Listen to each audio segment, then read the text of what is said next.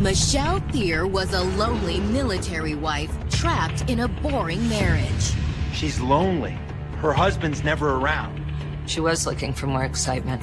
And she found just what she needed in a handsome Army Ranger named John Diamond. He was tall, dark, and handsome. I mean, what's not to like there, right? The sexual chemistry was explosive. It was undeniable.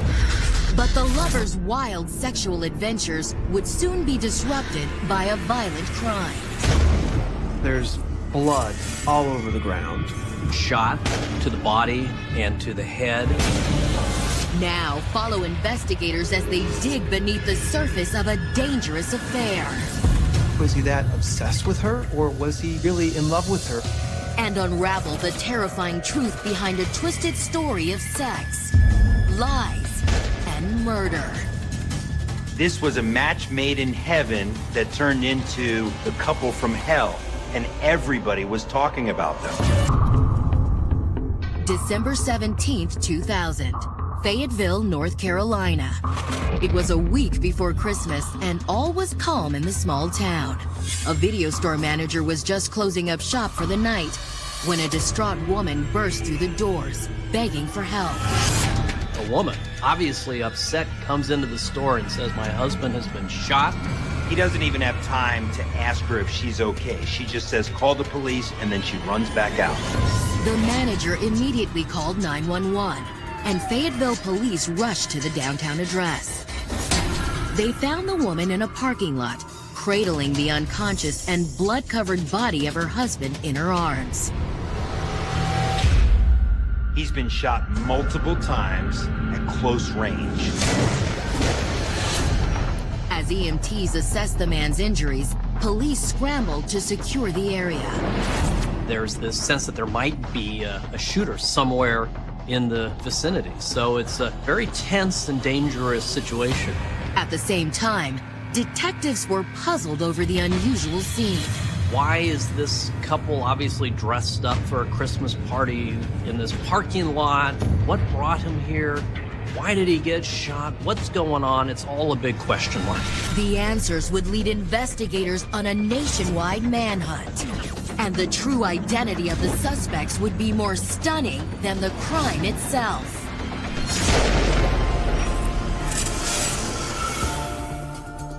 Denver, Colorado is a hotbed of activity for the U.S. military. And like many officers' children, Michelle Forcier enjoyed a stable childhood growing up in Denver's Lowry Air Force Base. But her father's dedication to the service eventually took a toll on his family. Well, the military lifestyle can be tough on families. When she was around 14 or 15, her father left her mother. As the oldest of 3 children, it fell on Michelle to help raise her brothers and sisters while her mother was at work. From a very early age, Michelle had to take on adult responsibilities. Despite her responsibilities at home, Michelle was still interested in the same things as all of the other girls her age, including boys. And there was one young man in particular who caught her eye. A handsome upperclassman named Marty Thier. They attended the same high school. Marty was a year older than she was. Marty was handsome. He was athletic. He was considered a catch. And Michelle was surprised to find out Marty felt the same way about her. In Marty, she found this very solid rock, this person she could rely upon. He knew from a really early age that he wanted to be a pilot, so he pursued flying and going to the Air Force Academy. The two began dating, and when Marty left for college in Colorado Springs, Michelle enlisted in the Air Force Reserves to be with him. They just fell deeper and deeper in love. Almost the next day after Marty leaves the academy, they get married. Over the next 6 years, the couple moved from base to base as Marty climbed through the ranks, and Michelle continued to serve part-time in the reserves. But just like with Michelle's parents, life in the military was hard on her and Marty's relationship. Marty got more and more involved in his position in the Air Force. He was away for more and more time, further deployments. Over time, Marty's absence caused the couple to become increasingly distant.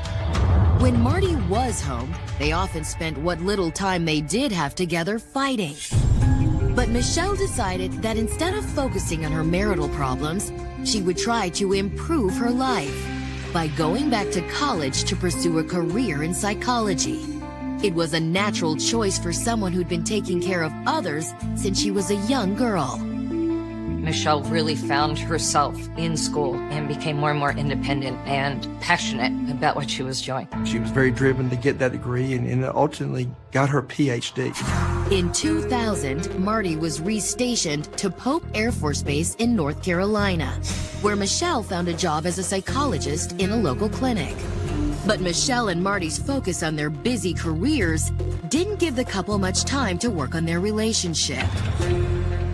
And their intimacy continued to suffer. Her and Marty were very passionate when they began their relationship. And I think over the years, being alone, being separated, Michelle did grow bored and weary. Michelle felt her sexual desires intensify in Marty's continued absence and turned to the internet for companionship.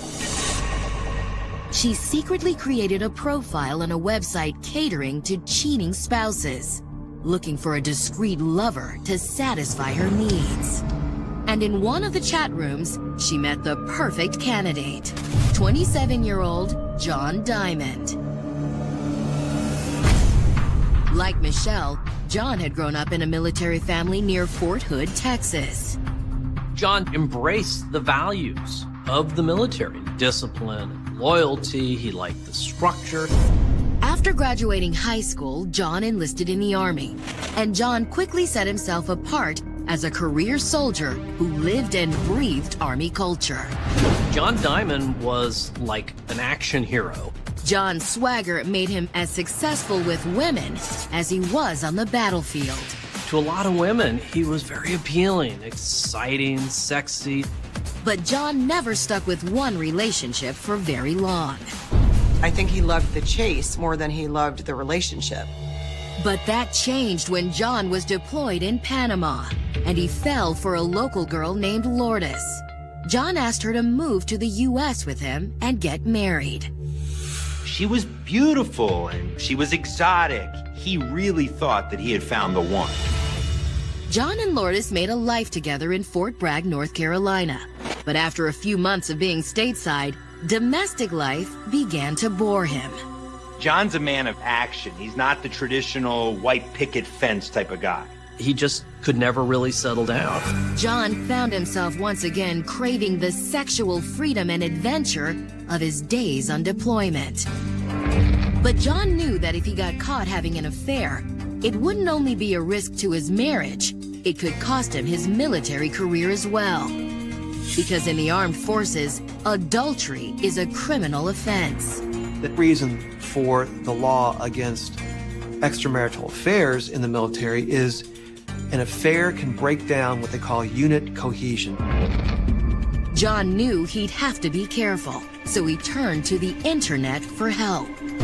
He couldn't let his wife or the military find out what he was doing, so he had to plan another covert op to keep this whole thing going. John secretly joined a website for husbands and wives looking to have affairs, and began chatting online with a woman going by the handle Married Brunette. Married Brunette says, I'm married, so I'm not looking for a permanent relationship. I'm looking for sex, adventure, and fun. For John, that's exactly what he was hoping to hear.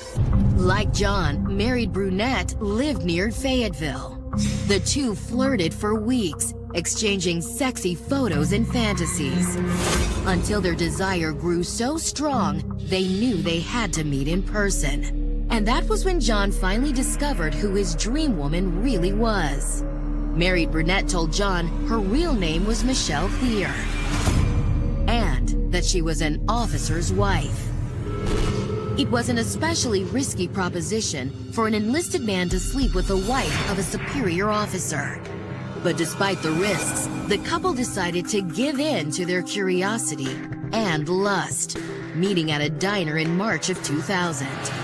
As John and Michelle made small talk over coffee, there was no mistaking the chemistry they shared. It was definitely lust at first sight. If they could have had sex in that restaurant right then and there, they probably would have. They decided to do the next best thing. They checked into the hotel across the street. The sex was explosive and extraordinary. Michelle and John Diamond lit each other on fire. They were both adventurous. There was nothing that they wouldn't try together. One night turned into two, and soon the lovers were seeing each other every chance they got. The fact that Marty's gone all the time makes having an affair very easy logistically. It makes it easy to justify emotionally. And as the lovers indulged their sexual appetites, their adventures continued to grow even wilder. They began going to parties where they would have sex with other individuals. They met other couples. After years without intimacy, Michelle basked in the newfound attention.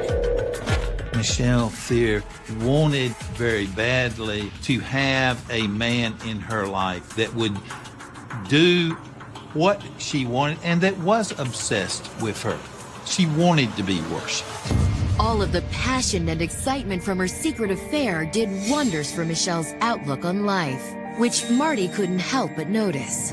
And although he was the one who'd neglected Michelle's needs for years, even he sensed the distance growing between them. He felt like he was losing Michelle, and he wanted to do anything he could to fix things before it was too late. Marty wanted to do couples therapy to try to work on their relationship and try to save the marriage.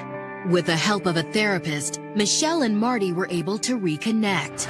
And Michelle decided that her 19-year marriage deserved a second chance. In order to do that, Michelle knew she'd have to break off the affair. Michelle sent emails saying we have to stop seeing each other and had told Marty that she would be there for him, and this was a time that they were trying to go forward together as a couple. Michelle and Marty both set aside more time to spend with one another. And by September, the couple seemed to have gotten their life back on track. That is, until an unspeakable crime suddenly changed everything.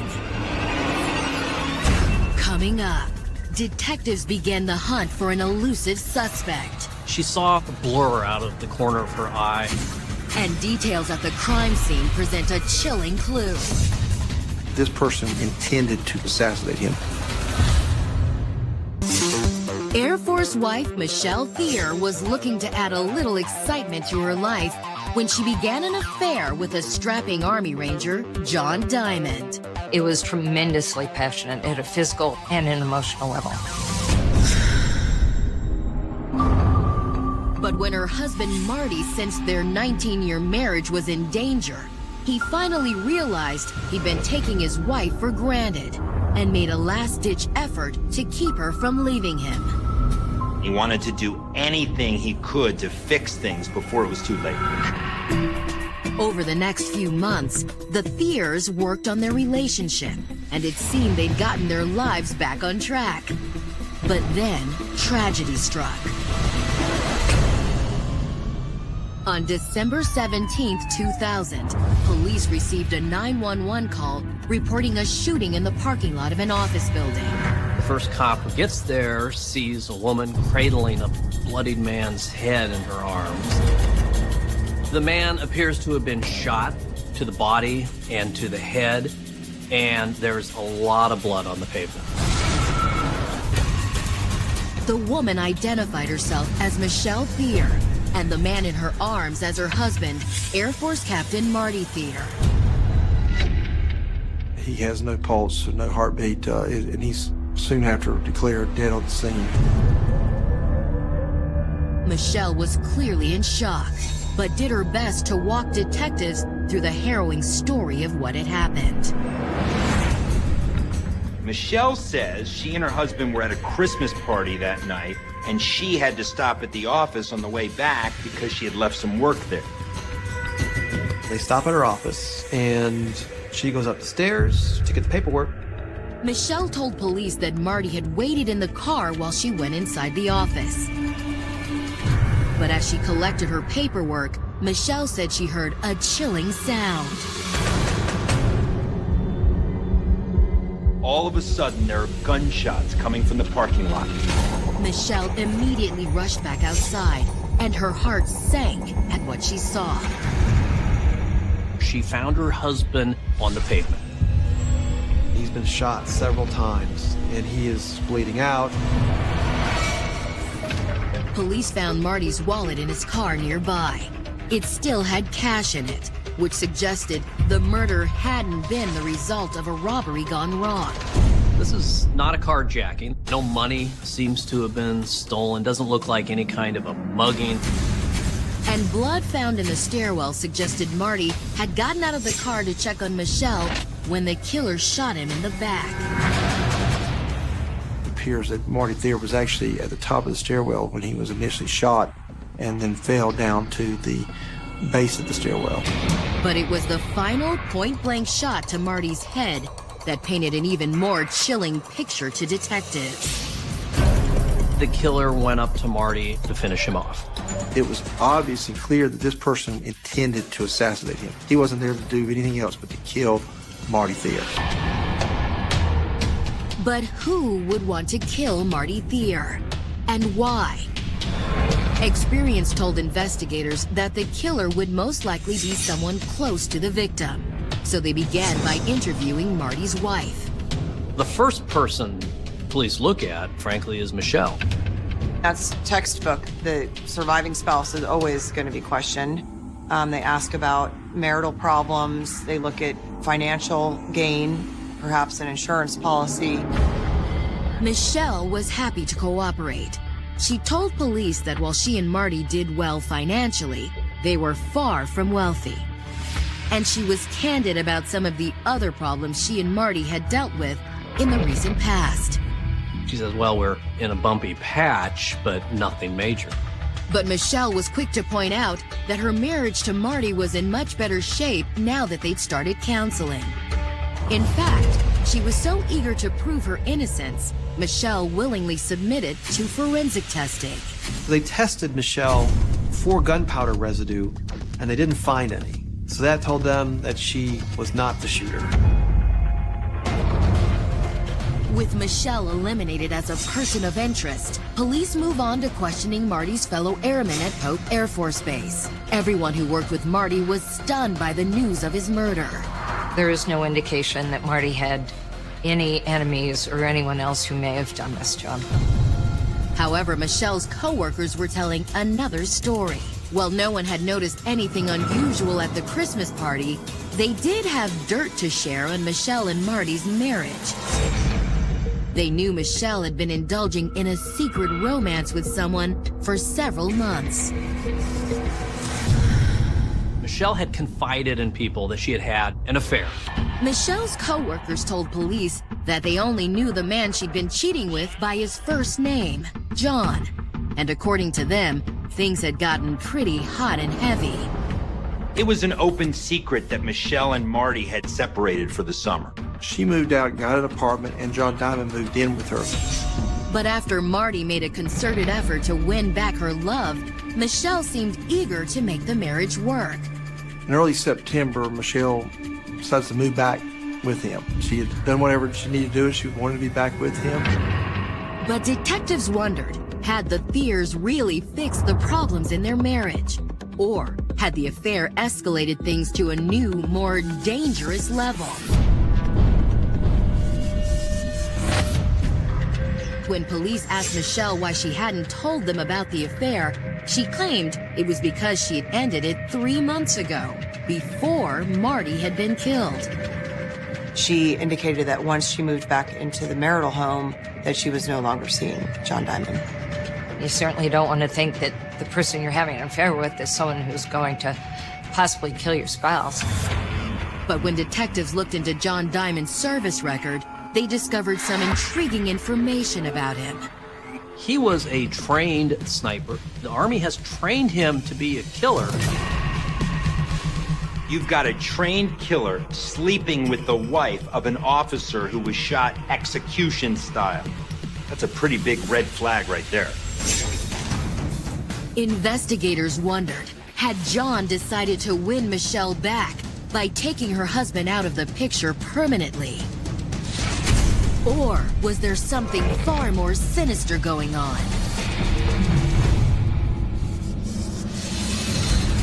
Coming up, investigators question John Diamond, but his version of events is quite different from his lover's. The discrepancies between Michelle's story and John's raised a major red flag. And new evidence provides a telling clue about the killer. There were only 2 specific Smith & Wesson weapons that could have fired that combination of shell casing and bullets.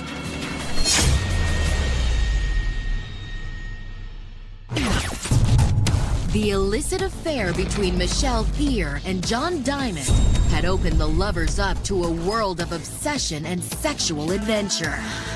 The sex was explosive and extraordinary. She said it was very exciting. And they couldn't get enough of each other. But after Michelle's husband, Marty, was shot to death outside her office in Fayetteville, North Carolina, she tried to cover up the affair. A fact detectives found interesting once they discovered it on their own. When they spoke to Michelle's coworkers, it actually wasn't that much of a secret. But investigators had also uncovered telling new information about her lover.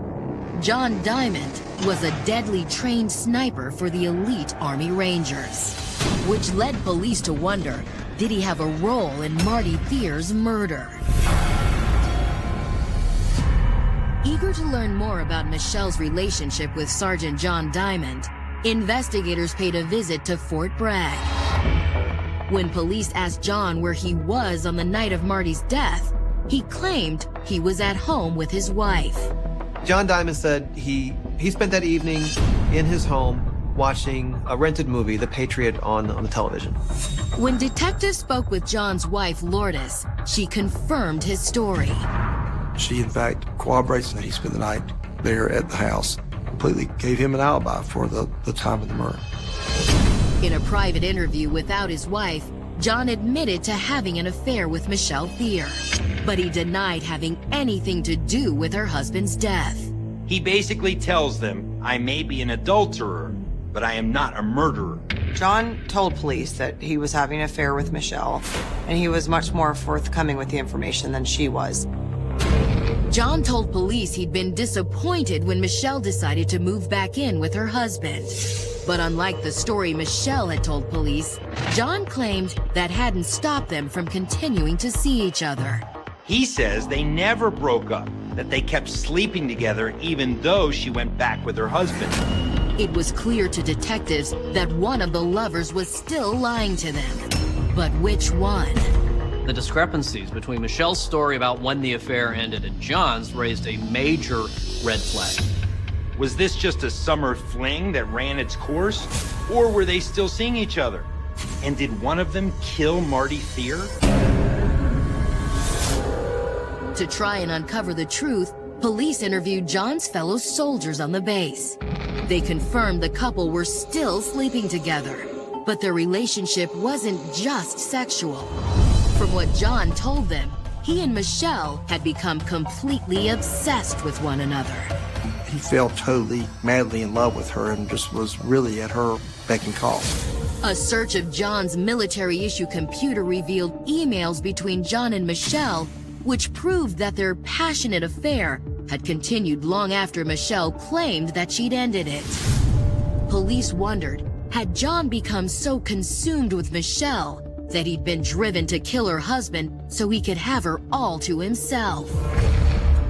For investigators, it seemed like a possible motive for murder, but they didn't have any evidence to prove it. Fayetteville police are basically at a dead end, so they go back to the evidence they found at the crime scene. They started with the bullet casings found near the victim's body. The shells give them the caliber of the gun and the type of ammunition. They were able to determine there were only 2 specific Smith & Wesson weapons that could have fired that combination of shell casing and bullets. Since both the victim and the suspect in the shooting had ties to Fort Bragg, investigators asked military police to check the 2 possible guns against a database of soldiers' personal weapons. As it turned out, John Diamond wasn't on the list, but someone in his unit was. a soldier named Peyton Donald. But when investigators arrived on the base to recover the gun in question, they were in for a surprise. Peyton Donald was asked if they could borrow the weapon so they could run some ballistics on it. Peyton says, no, because I don't have it. And they said, well, where is it? And he says, well, I loaned it to John Diamond.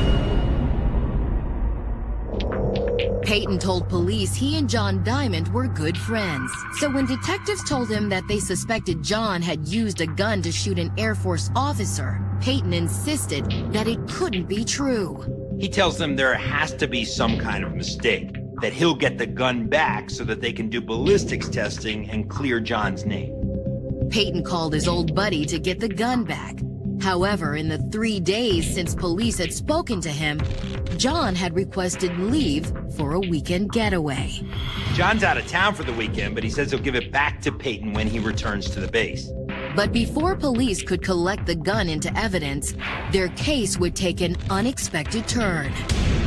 I received a phone call that John Diamond had contacted EMPs and stated his vehicle was broken into. When John returned from his weekend trip, he told MPs that he discovered the passenger side window of his car shattered. Someone had apparently turned the car inside out looking for valuables. And he immediately noticed that one thing in particular was missing. The car is broken into, the gun has been stolen. To detectives, the timing of the supposed theft was certainly suspicious. But investigators also noticed something unusual about the broken window. It appears most of the glass in the breakage, some of it's on the hood of the car, it's on the outside. Very little was inside the vehicle, which is totally inconsistent with somebody breaking into a vehicle. From the outside in, all the glass would go inside. Whoever smashed the window was already inside the car, which meant the break-in had been staged. The implications were clear. Knowing that police were after the murder weapon, detectives believed that John Diamond had broken into his own car in an attempt to get rid of the evidence. But if John Diamond had staged the break-in to avoid criminal charges, he was out of luck. By his own admission, he was in violation of the military's policy forbidding unauthorized firearms on base. Fort Bragg military police promptly arrested John on the gun charges. Fayetteville detectives had one major obstacle left to overcome before they could bring murder charges against the Army sergeant. He still had an irrefutable alibi for the night of the crime. He's still got an airtight alibi from his wife. She is backing up the story that he was at home watching TV that night. Coming up, as investigators struggle to prove John is the killer, new evidence causes them to question if he acted on his own. That phone call was proof of the conspiracy. For months, Michelle Thier and Sergeant John Diamond had been indulging in an extramarital affair. But after Michelle's husband Marty was gunned down in cold blood, the lover's secret had been exposed. As the lies mount, it's starting to look to police like John Diamond murdered Marty Thier. Military police had confiscated a handgun in John's possession, and ballistics tests confirmed that it was the same type of weapon used in the murder. But one thing prevented the Army from placing the sharpshooter under arrest. He had an airtight alibi. John's wife says he was at home watching a movie with her all night, so there's no way he could have killed Marty Thier. But was she telling the truth, or simply covering for her husband? Detectives presented Lourdes with proof that John had been having an affair, along with ballistics tests that proved John's pistol matched the shell casings from the crime scene. Lourdes was shocked by the evidence. When she was made aware of the full extent of the relationship, she finally came clean with the police and stopped protecting John. Lourdes broke down and admitted that her story about John's alibi wasn't true. He'd told her to lie to police, and she'd been scared of what might happen to her if she told the truth. She was new to this country. She hardly spoke English. She was convinced that she would have no money. She would be sent back to Panama. So she was afraid. Lourdes told police that the truth was she and John had been watching a movie that night until they were interrupted by a phone call. He takes the call in the bedroom, and he's gone for a few minutes. He comes back out, he's dressed for cold weather, and says, I gotta go back to the base. And when John returned home a few hours later, Lourdes said he was acting very strangely. When he arrived back to the house, she remembered that he went and immediately washed some clothes. Presumably, he was trying to wash out any evidence, whether gunshot residue or if there was any blood spatter or anything. Lourdes' change in story now leaves John Diamond with not only no alibi, but literally shows him leaving the house to kill Marty Thier. That was enough for military investigators. On March 9th, 2001, the Army charged John Diamond with the murder of Marty Thier. His court-martial began 5 months later, and while there was no physical evidence directly linking John to the crime scene, military prosecutors were armed with a mountain of circumstantial evidence. The biggest evidence against John was the alibi that disappeared, the fact that he had been loaned a very similar model to what killed Marty Thier, and the fact that he was involved in this relationship with Michelle Thier. Military prosecutors argued that the call made to John's house the night of the murder was a signal from a co-conspirator, most likely John's lover and the victim's wife, Michelle Thier. Investigators believed that after getting the phone call, John had driven out to the building and lay in wait as Michelle asked Marty to stop by her office. Then, once inside, she stalled until Marty came up to check on her. And that's when prosecutors claimed John made his move. As he started descending the stairs, Diamond, who a ranger sharpshooter, methodically shot him. This shoulder, that shoulder, this leg, that leg. The fact that John was an Army Ranger seemed to support the theory that he was the shooter. However, the defense had an alternate theory. While Marty and Michelle got by on an officer's salary, they'd taken out a rather sizable life insurance policy, and Michelle was the sole beneficiary. It turns out Marty didn't just have standard life insurance. He had taken out a $500,000 policy. So it was Michelle, not John, who stood to gain from her husband's death. John's lawyers float the idea that Michelle set him up, that she took the gun, that she shot him, and she set up John to take the fall. It's always been my contention that Michelle Thier herself fired the shots and killed her husband. All of the circumstantial evidence in the case is consistent with that. Publicly, Michelle Thier insisted John was innocent. But when she was called to the stand to testify at John's court-martial, she had little choice but to plead the fifth. She's a suspect too, and anything she says in John's defense can and will be used against her. After only a few days hearing the evidence, the jury of John's fellow soldiers decided his fate. And few in Fort Bragg were surprised by the verdict. He was convicted for murder and sentenced to life without the possibility of parole. The military had succeeded in putting John Diamond behind bars. But police in Fayetteville were still struggling to prove Michelle's role in the murder. There's no direct evidence linking her to her husband's murder. I don't think they wanted to prosecute Michelle until they felt like they had a pretty ironclad case. They did not want her to get away. Police believe the call signaling John to leave the house was a clear sign of conspiracy. But when they examined the phone records, they couldn't prove it was Michelle who made the call, nor could they find any other evidence of the murder plot in the couple's emails. There was never any evidence of a conspiracy, nothing saying we're going to kill Marty Thier.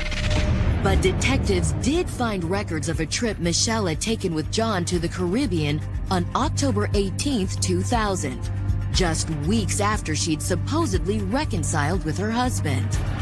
And when police looked into the couple's trip, they learned this hadn't just been a romantic getaway. Police find that Michelle and John went off to this Caribbean island, her to ostensibly interview for a teaching job there, him to interview for a scuba diving instructor job. When Fayetteville police contacted the dean of the college that Michelle visited, he remembered Michelle and the handsome military man she introduced as her husband-to-be. Michelle was speaking about John like he was her fiancé. It seemed that Michelle and John had been planning their future together, a future that didn't include Michelle's husband, Marty Thier. Michelle told the school in Saba that she'd be available for employment after the first of the year. And since Michelle's husband was murdered just before Christmas, detectives believed this proved premeditation. A grand jury agreed and indicted Michelle for the murder of Marty Thier. But when it came time to arrest Michelle, there was a problem. They would have to find her first. In the weeks after John's court-martial, Michelle moved to New Orleans. But when police arrived at her new home to arrest her, they discovered she'd vanished. Apparently, somehow she caught wind that this was coming because she disappeared. With no leads to follow, Fayetteville police knew they wouldn't be able to find Michelle alone. Fortunately, the U.S. Marshal Service was up to the challenge. It's very hard to disappear. Most people don't get away with it. Over the next few months, marshals noticed a number of calls to Michelle's father in Denver from disposable phones registered in the Fort Lauderdale area. A burner phone. Might not have your name attached, but they would know that the phone call came from South Florida. Based on the calls, marshals suspected that Michelle had fled to the Sunshine State. And 4 months after Michelle disappeared, she finally made a call they could trace. This is a huge break when this phone call is traced back to this little apartment complex in Florida. Had investigators finally tracked their fugitive? Or would Michelle Thier once again slip through their hands? Coming up, U.S. Marshals make their move in South Florida, only to discover there's one last shock waiting for them. She was setting up a life to disappear forever. When Michelle Thier began her affair with handsome Army Ranger John Diamond, she thought she'd found the passion and excitement that had been missing from her marriage. The sexual chemistry is explosive, and it is undeniable. But after her husband Marty was shot to death outside her office building, a military court had convicted John of first-degree murder, and Fayetteville police believed Michelle had manipulated her lover into committing the crime. She saw somebody that could be her puppet and she could pull the strings. She thought she was smart enough to get away with it. After she disappeared from her home outside Fort Bragg, U.S. Marshals finally tracked Michelle to an apartment in Fort Lauderdale, Florida. The apartment was owned by a young man police suspected was a new boyfriend of Michelle Thier's. On August 5th, investigators intercepted the young man outside his apartment complex. The marshals, they ask, "Where's Michelle Thier?" And he has no idea who they're talking about. The man had never heard the name Michelle Thier.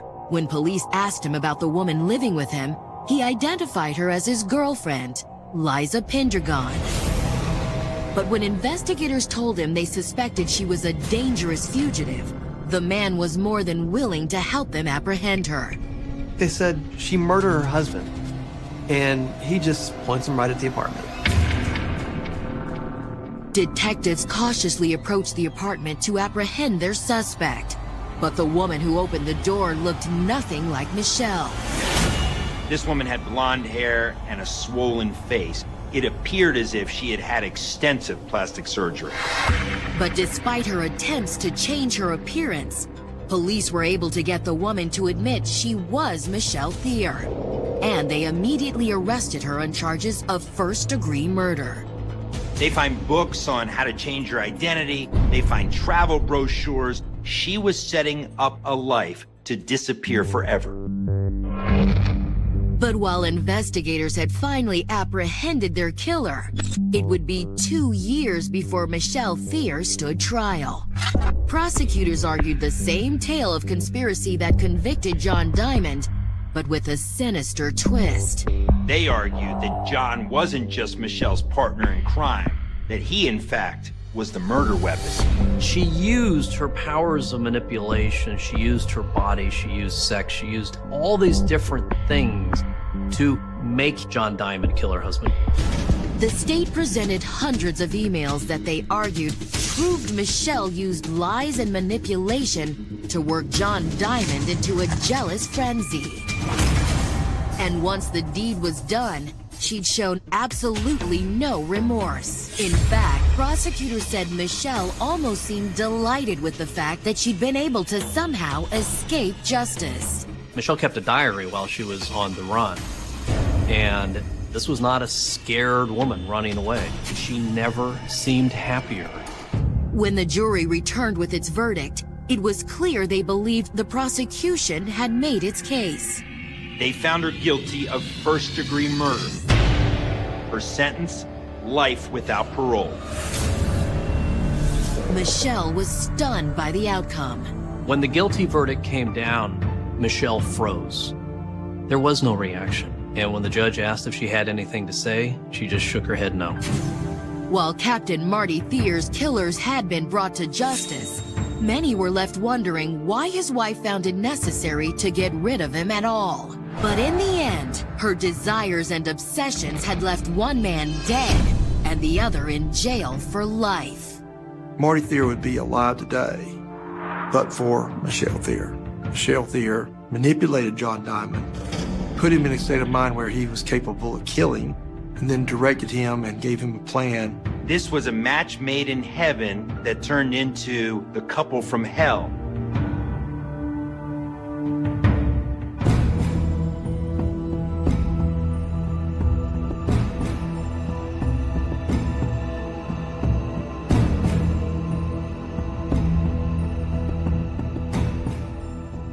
On the morning of October 19th, 1970, the hills above Monterey Bay looked much as they always had. A cool layer of coastal fog drifted slowly across the ridges before giving way to the California sun. The winding roads through Soquel, a quiet community in Santa Cruz County, were lined with towering trees and scattered homes that blended into the landscape. It was a place where success and solitude could exist side by side, where families sought privacy without feeling isolated, and where the beauty of the natural world seemed almost untouched. Nothing about that autumn morning suggested that before the day was over, one of California's most disturbing family massacres would unfold behind the walls of a secluded hillside residence. By sunset, 5 people would be dead, a luxurious home would be consumed by flames, and an entire community would struggle to comprehend a crime that appeared to have no logical explanation. The victims had not been selected because of a long-standing feud. There had been no bitter divorce, no inheritance dispute, no business rivalry, and no evidence of revenge. There were no ransom demands, no robbery that had gone terribly wrong, and no history of violence connecting the killer to the family he chose to destroy. Instead, investigators would find themselves confronting something far more unsettling. A man who believed he had received a divine mission to punish complete strangers because, in his mind, they represented everything that was wrong with the modern world. His name was John Linley Frazier. In the years that followed, newspapers would describe him as the Killer Prophet. The label reflected the bizarre mixture of religious obsession, apocalyptic thinking, and moral certainty that investigators believed had driven him to murder. According to later testimony and psychiatric evaluations, Frazier had become convinced that humanity had abandoned God in favor of wealth and material comfort. He believed nature was being destroyed by greed, and that those who symbolized prosperity deserved divine judgment. To him, the murders were not acts of hatred directed toward individuals. They were, in his distorted worldview, acts of righteousness carried out against symbols. That distinction made the case profoundly disturbing. Violent crimes often leave behind motives that, while horrific, are at least understandable in a human sense. Anger, jealousy, fear, revenge, financial desperation. Those motives never justify murder, but they allow investigators to construct a chain of events leading from conflict to violence. The Santa Cruz murders offered no such chain. Instead, detectives were forced to examine a crime committed by someone who appeared to have created his own reality, one in which ordinary families became enemies simply because they represented ideas he believed God had commanded him to eliminate. The location itself seemed almost impossible to reconcile with the brutality of the crime. The Oda family lived in a modern hillside home overlooking Monterey Bay, surrounded by trees and open land. From the property, visitors could appreciate sweeping coastal views that had attracted countless families to the region. The residence reflected years of professional success. Dr. Victor Oda was a respected ophthalmologist whose work had earned him admiration throughout the community. His family enjoyed a comfortable life, one built through years of dedication rather than notoriety. Friends and neighbors saw them as successful, but unremarkable in the best possible sense. They were simply another family living in one of California's most beautiful coastal regions. Nothing in the available evidence suggests they knew that someone had begun viewing their home very differently. To John Limley Frazier, the hillside estate was not merely a residence. It became a symbol. The large house, the expensive automobiles, and the visible signs of financial success fit neatly into the apocalyptic narrative developing inside his mind. According to investigators and later court proceedings, he came to believe that the family represented materialism, environmental destruction, and humanity's spiritual corruption. There is no evidence that the Odas had ever harmed him, threatened him, or even crossed paths with him in any meaningful way. Their only apparent offense was existing within the symbolic framework of Frazier's delusions. That realization continues to unsettle those who study the case more than half a century later. The murders themselves would shock California, but they also marked the beginning of a grim chapter in Santa Cruz history. During the early 1970s, the county would experience a succession of notorious homicide cases involving unrelated offenders, including Herbert Mullen and Edmund Kemper. As journalists attempted to explain the extraordinary concentration of high-profile murders occurring within such a relatively small community, Santa Cruz acquired a grim nickname, the murder capital of the world. While that label oversimplified a far more complex reality, the Oda family murders became one of the earliest tragedies associated with that dark period. Yet reducing the case to statistics or infamous nicknames risks overlooking the people whose lives were permanently altered. 5 individuals lost their lives that day: a respected physician, his wife, 2 young boys whose futures ended before they had truly begun, a trusted secretary who happened to be present at the wrong place and the wrong time. 2 daughters survived only because they were away at boarding school. In the days that followed, they would return to a world that had changed forever, confronted with a loss almost impossible to comprehend.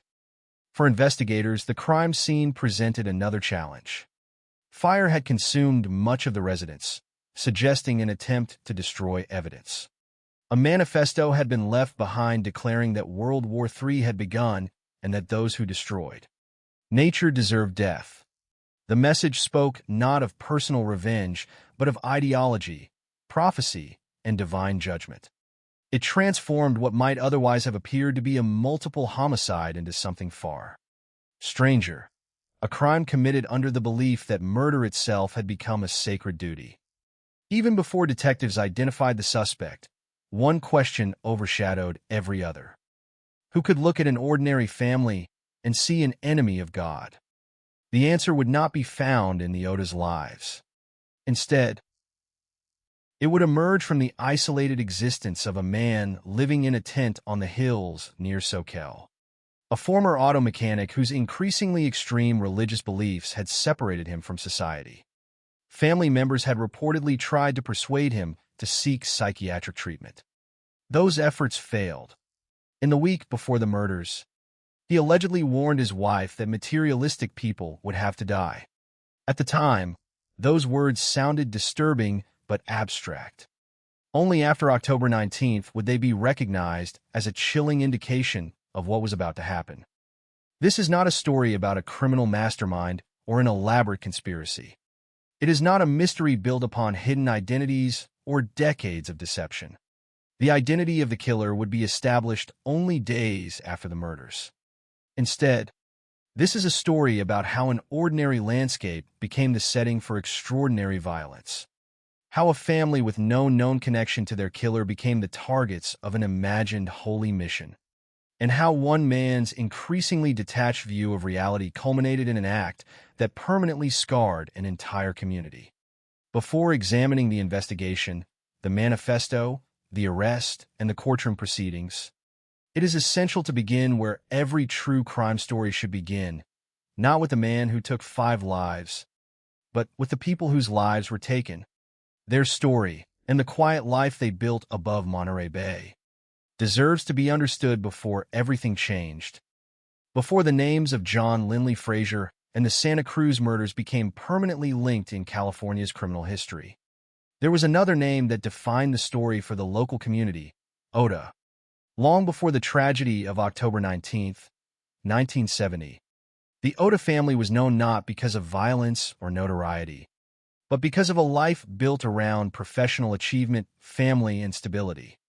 When investigators later reconstructed the events of that day, they repeatedly returned to one unavoidable conclusion. Nothing in the available evidence suggested that the victims had done anything to invite the violence that descended upon their home. They were not participants in a dangerous lifestyle. They were not entangled in criminal activity. They had no documented dispute with the man who would eventually take their lives. They simply became the targets of someone whose perception of reality had become dangerously detached from the world around him. At the center of the family was Dr. Victor Oda, a respected ophthalmologist whose professional reputation extended throughout the Santa Cruz area.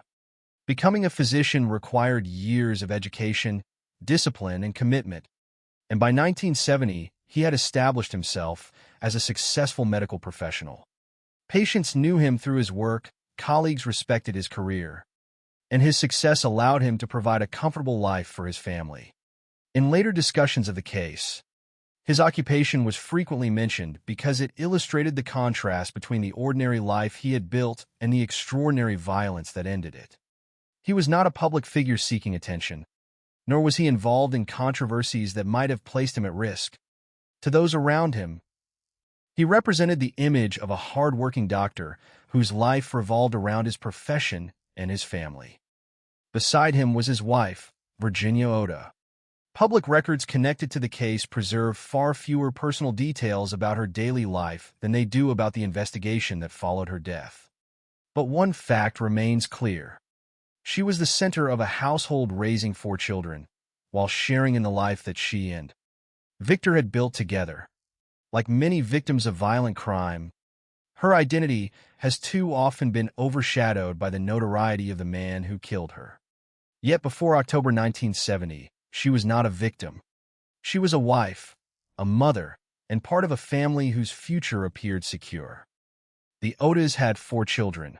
On the day of the murders, however, only their 2 sons were at home. Taggart Oda was 12 years old. His younger brother, Derek, was 11. Their lives ended before they reached adolescence, cutting short futures that would never have the opportunity to unfold.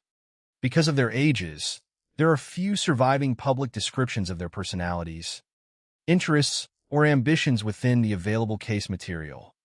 The historical record instead remembers them through the unimaginable circumstances of their deaths. For any investigation involving child victims, this creates a painful imbalance. The details of the crime become extensively documented, while the ordinary moments that define their lives often disappear from public memory. What remains certain is that they were children spending what should have been another ordinary autumn day at home with their family. Two other members of the household escaped the massacre by circumstance alone.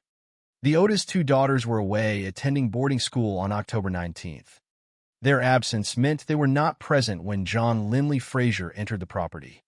It is one of the most sobering aspects of the case. A simple matter of timing determined who lived and who died. Had the daughters been home that day, investigators have found no evidence suggesting they would have been spared. Instead, they survived because they happened to be somewhere else, later returning to discover that their parents and brothers had been taken from them forever. The fifth victim was Dorothy Cadwallader, 38 years old, the trusted secretary of Dr. Oda.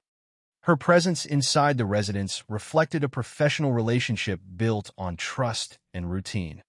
She was not a member of the family by blood, yet she shared their fate because she happened to be at the home when Frazier carried out his plan.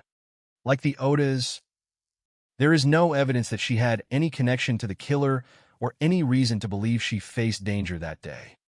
Her death serves as another reminder that indiscriminate acts of violence often extend beyond their intended targets, destroying the lives of people who simply happen to be present. The home itself would later become one of the most recognizable elements of the case. Situated on a hillside in Soquel with views overlooking Monterey Bay, the residence reflected the success Victor Oda had achieved during his medical career.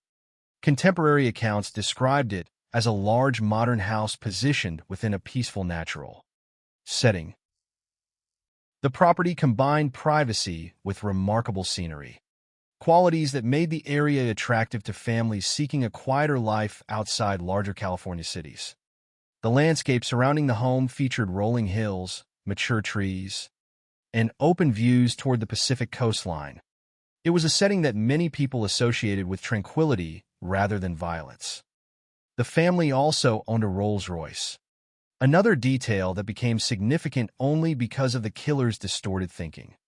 Under ordinary circumstances, the car would simply have been one possession among many belonging to a successful physician. Yet after the murders, investigators discovered that Frazier had left his manifesto on the vehicle. Within his delusional worldview, the automobile represented something larger than transportation. He viewed it as a symbol of wealth and materialism. There is no indication that the Odas displayed their prosperity in any unusual way or that they sought public attention because of it.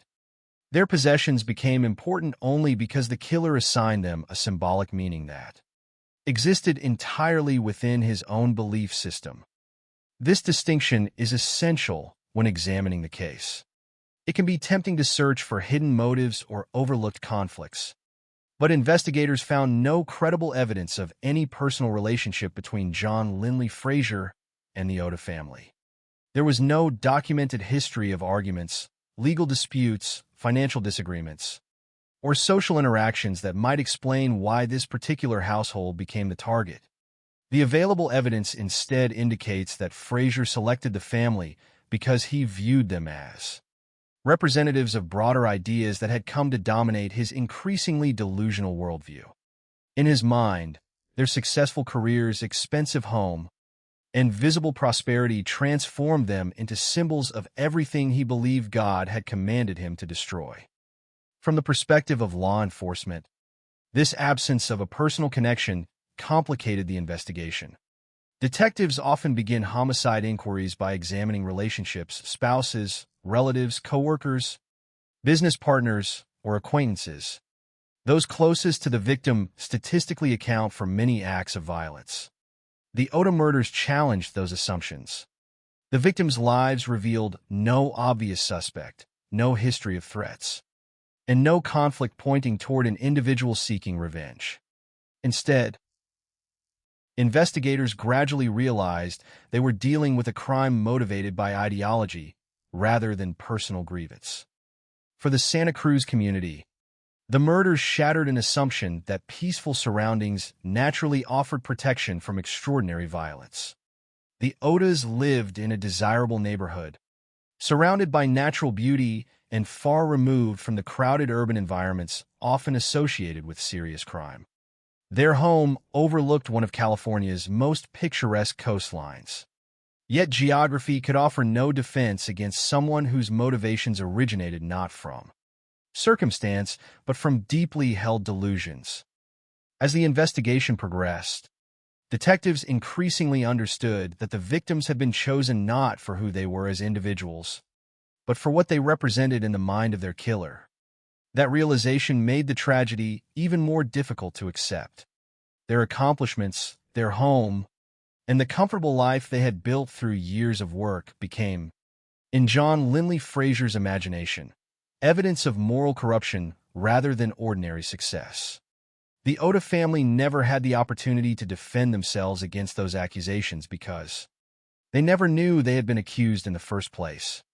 To the world around them, they were simply a respected family living a quiet life above Monterey Bay. Only one man looked at that same family and saw an enemy. Understanding how that transformation occurred requires turning away from the victims for a moment and examining the gradual, disturbing evolution of the man whose increasingly isolated beliefs would lead him to commit one of California's most shocking family massacres. If the story of the Oda family illustrates how ordinary lives can be shattered without warning, the story of John Linley Frazier reveals a very different trajectory, one marked not by sudden violence alone, but by a gradual withdrawal from reality. The available evidence does not describe a lifelong criminal or a man driven by greed, organized crime, or personal revenge. Instead, it describes someone whose worldview became increasingly dominated by religious extremism, apocalyptic thinking, and the belief that he had been chosen to carry out a divine mission. Understanding that progression is essential, not to excuse what happened on October 19, 1970, but to explain how an individual with no known personal conflict with his victims came to see mass murder as a righteous act. John Linley Frazier was born on January 26, 1946, in California. Public records concerning his early years are relatively limited, and the surviving case material paints only a broad picture of his youth. Those who knew him during his younger years generally described him as quiet and reserved rather than openly violent. There is no evidence within the available records that he developed a significant criminal history during adolescence or early adulthood. Unlike many notorious offenders whose biographies are filled with repeated arrests or escalating acts of violence, Frazier's early life appeared outwardly unremarkable. As a young adult, he worked as an auto mechanic, a profession requiring practical skills and steady labor. He also served in the military reserve, another indication that, at least during that period of his life, he functioned within ordinary social institutions. Nothing in the available evidence suggests that the people who interacted with him professionally anticipated the crimes he would eventually commit. He was not publicly known as a dangerous extremist. He was simply another working man attempting to build a life in California. Yet beneath that ordinary appearance, changes were beginning to emerge. According to later accounts presented during the investigation and trial, Frazier's personality underwent a noticeable transformation after an automobile accident in the late 1960s. Some reports have suggested that he may have suffered a head injury during the collision, while others simply noted that friends and family observed significant behavioral changes afterward. It is important to distinguish observation from established medical fact. No definitive medical conclusion presented in the available records proves that the accident directly caused his later violence. Investigators and historians therefore treat the accident as a point in time after which his behavior changed rather than as a confirmed explanation for his crimes. Those behavioral changes became increasingly difficult for the people around him to ignore. Family members reportedly noticed that Frazier became more isolated, more suspicious, and increasingly consumed by religious ideas. He devoted long periods to reading the Bible, particularly passages concerning judgment, prophecy, and the book of Revelation. For many people, religious study is a source of comfort and community. In Fraser's case, however, investigators later concluded that his beliefs became intertwined with delusional thinking. Rather than viewing Scripture as guidance, he gradually came to believe that it described his own role in an unfolding divine plan. This distinction would prove critical. According to later testimony, Fraser no longer saw himself as merely interpreting religious texts. He believed he had become part of them. He reportedly became convinced that he was connected to the prophetic events described in Revelation, and that God communicated with him directly. Within that framework, ordinary moral boundaries no longer applied in the same way. If a person truly believes that divine authority has commanded a particular action, opposition from other people may be interpreted not as a warning, but as evidence that they fail to understand God's will. As these beliefs intensified, Fraser's relationship with society changed as well. By 1970, he had largely withdrawn from conventional life. Rather than living in an ordinary home, he chose to reside in a tent on a hillside near Soquel. The location reflected both physical and psychological isolation. Removed from everyday routines, he spent long periods alone, carrying a firearm, reading the Bible for hours, and writing manifestos concerning humanity's relationship with nature and God. His world became increasingly self-contained.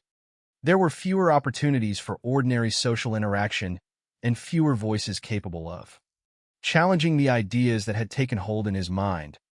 Isolation, by itself, does not produce violence. Countless people choose solitary lives without harming anyone. What distinguished Fraser's situation, according to investigators, was the content of the beliefs that developed during that isolation. He reportedly came to view modern civilization itself as spiritually corrupt.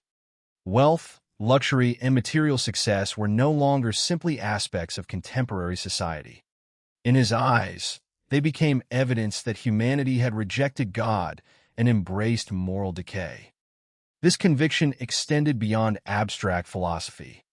Fraser is reported to have told others that wealthy people were destroying nature. He viewed large homes not as places where families lived, but as symbols of greed. Expensive automobiles became, in his thinking, representations of spiritual corruption. Money itself was no longer a practical necessity of daily life, but proof that humanity had chosen material possessions over divine truth. These beliefs did not remain private reflections. They increasingly shaped the way he interpreted the world around him.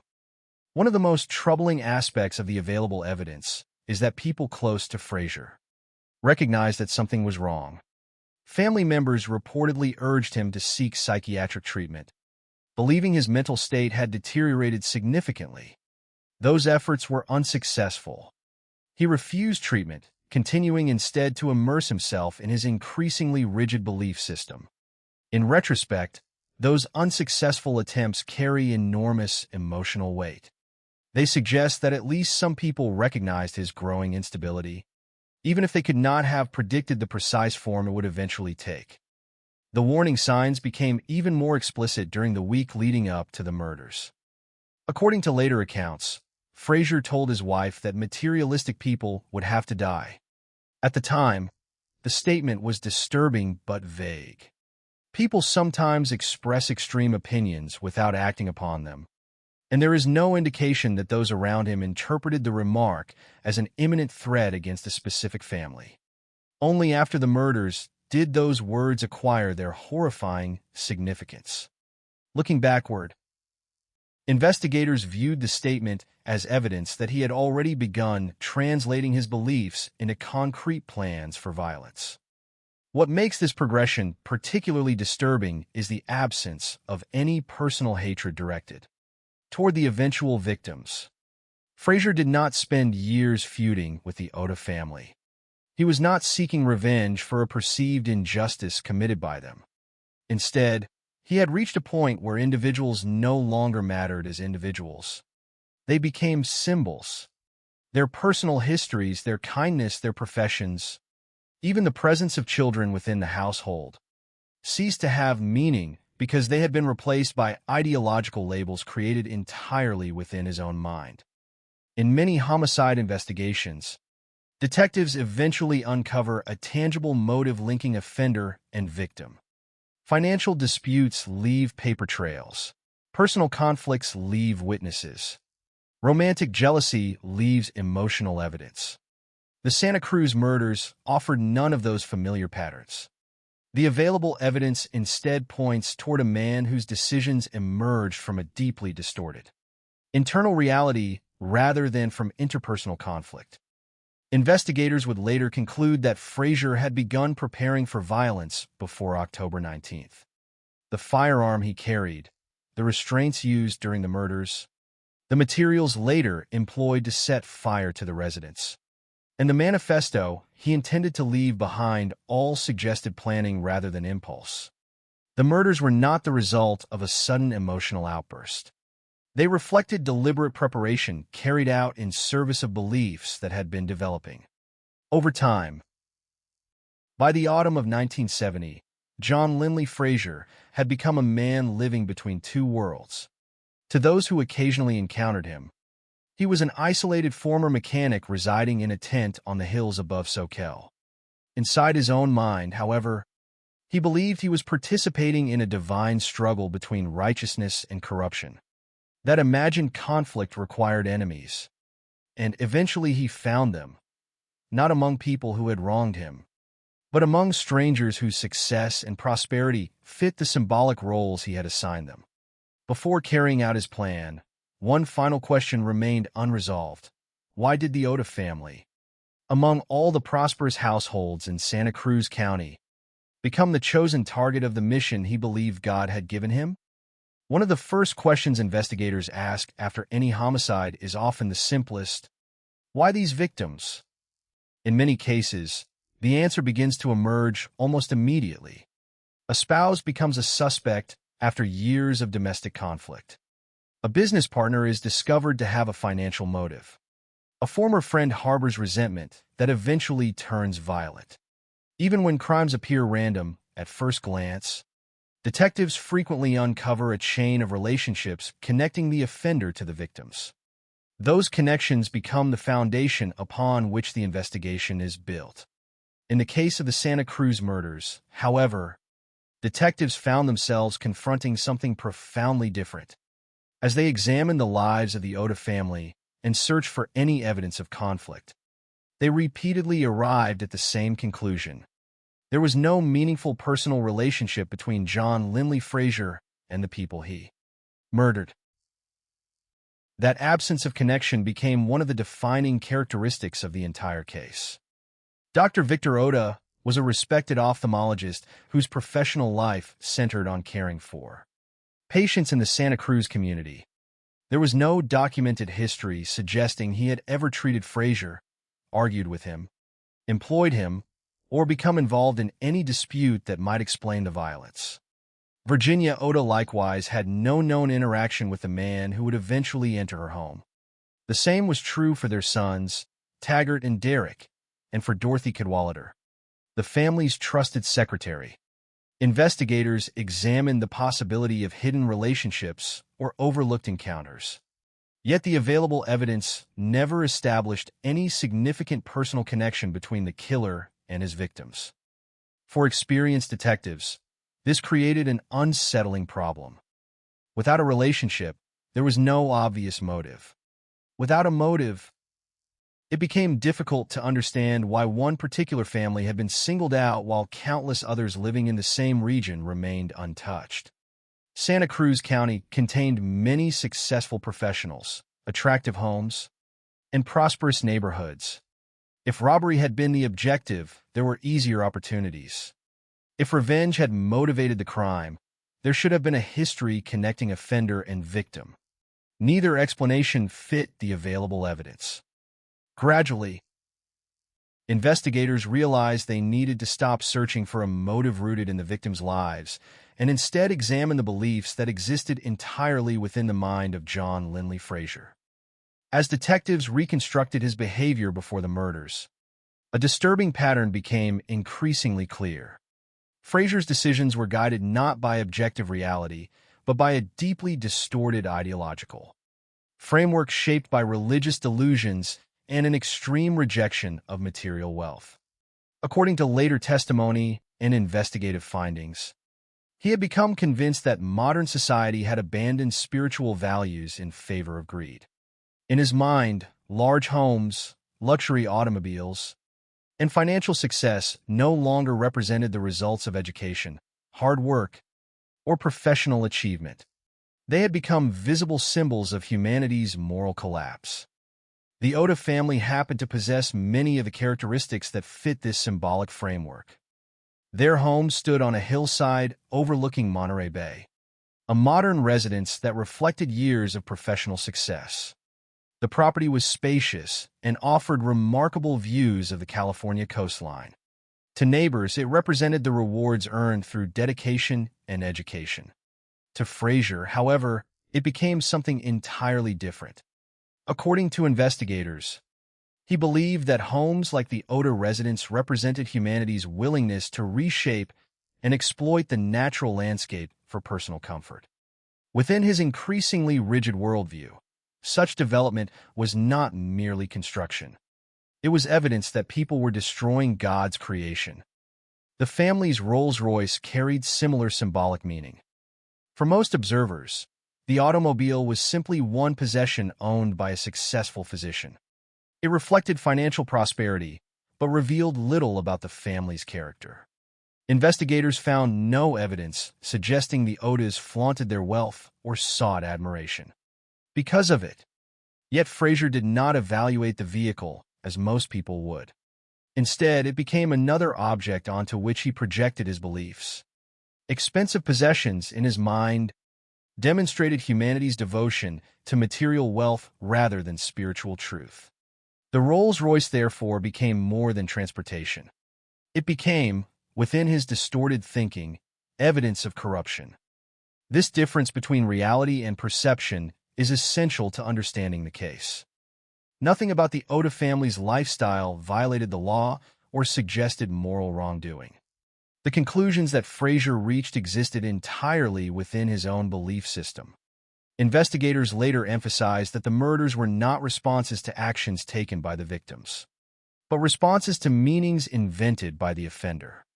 The family had unknowingly become characters within a story that only he believed. His writings and later statements reinforced that conclusion. Fraser repeatedly expressed the view that wealthy people were destroying nature. He believed that money encouraged people to abandon God and pursue selfish ambition. Large homes became symbols of pride. Luxury automobiles represented spiritual failure. Material success itself became evidence that society deserved divine punishment. Over time, these ideas merged with his conviction that he had a personal role in carrying out God's judgment.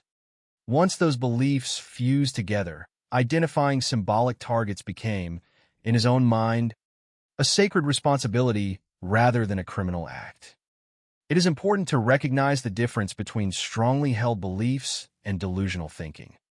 Throughout history, countless individuals have criticized materialism or argued that modern society places too much emphasis on wealth. Those philosophical or religious opinions do not lead to violence. What distinguished Fraser's worldview, according to the available evidence, was not simply his criticism of materialism, but his conviction that he had personally received divine authority to execute those he viewed as symbols of that materialism. That belief transformed abstract ideas into a justification for murder. The planning that preceded October 19th further demonstrated that his actions were not impulsive. Investigators concluded that he prepared for the attack before arriving at the Oda residence. He armed himself with a .38 caliber revolver. He brought restraints later used to control the victims. Materials used in the subsequent arson were also part of the plan. Even the manifesto left behind after the murders appears to have been anticipated in advance, suggesting that Fraser intended not only to kill, but also to explain his actions according to his own ideology. One statement attributed to Frazier during the week before the murders became particularly significant after his arrest. He reportedly told his wife that materialistic people would have to die. At the time, there was no indication that he identified a specific family. The remark instead reflected a general belief rooted in his increasingly apocalyptic worldview. Only after investigators examined the crime scene did they understand that the victims had been selected because Frazier believed they represented precisely the kind of people he had described. The randomness of that selection makes the tragedy especially difficult to comprehend. The Odas were not targeted because of anything they had done. They were targeted because of what they symbolized to a man whose perception of reality had become profoundly distorted. Had another prosperous family occupied a similar home under similar circumstances, investigators could not rule out the possibility that they might have become the focus of his attention instead. The available evidence suggests that the symbolic qualities of the victims mattered far more to Frazier than their actual identities. This realization also explains why investigators found no evidence of financial motivation after the murders. Valuable property remained at the scene. The killer made no meaningful effort to profit from the crime. Instead, he left behind a manifesto declaring that World War III had begun and that those who destroyed nature deserved death. Such a message would have made little sense if robbery had been the objective. It made far more sense when viewed as the product of someone attempting to frame murder as an act of divine justice. As detectives pieced together these elements, the central mystery of the case gradually changed. The question was no longer whether the Oda family had somehow provoked the attack. Every available piece of evidence indicated they had not. The real question became how far Frazier was willing to carry the beliefs that had isolated him from reality. The answer would emerge on October 19, 1970, when he arrived at the hillside home carrying a revolver, restraints, and a plan that investigators would later conclude had been developing for days.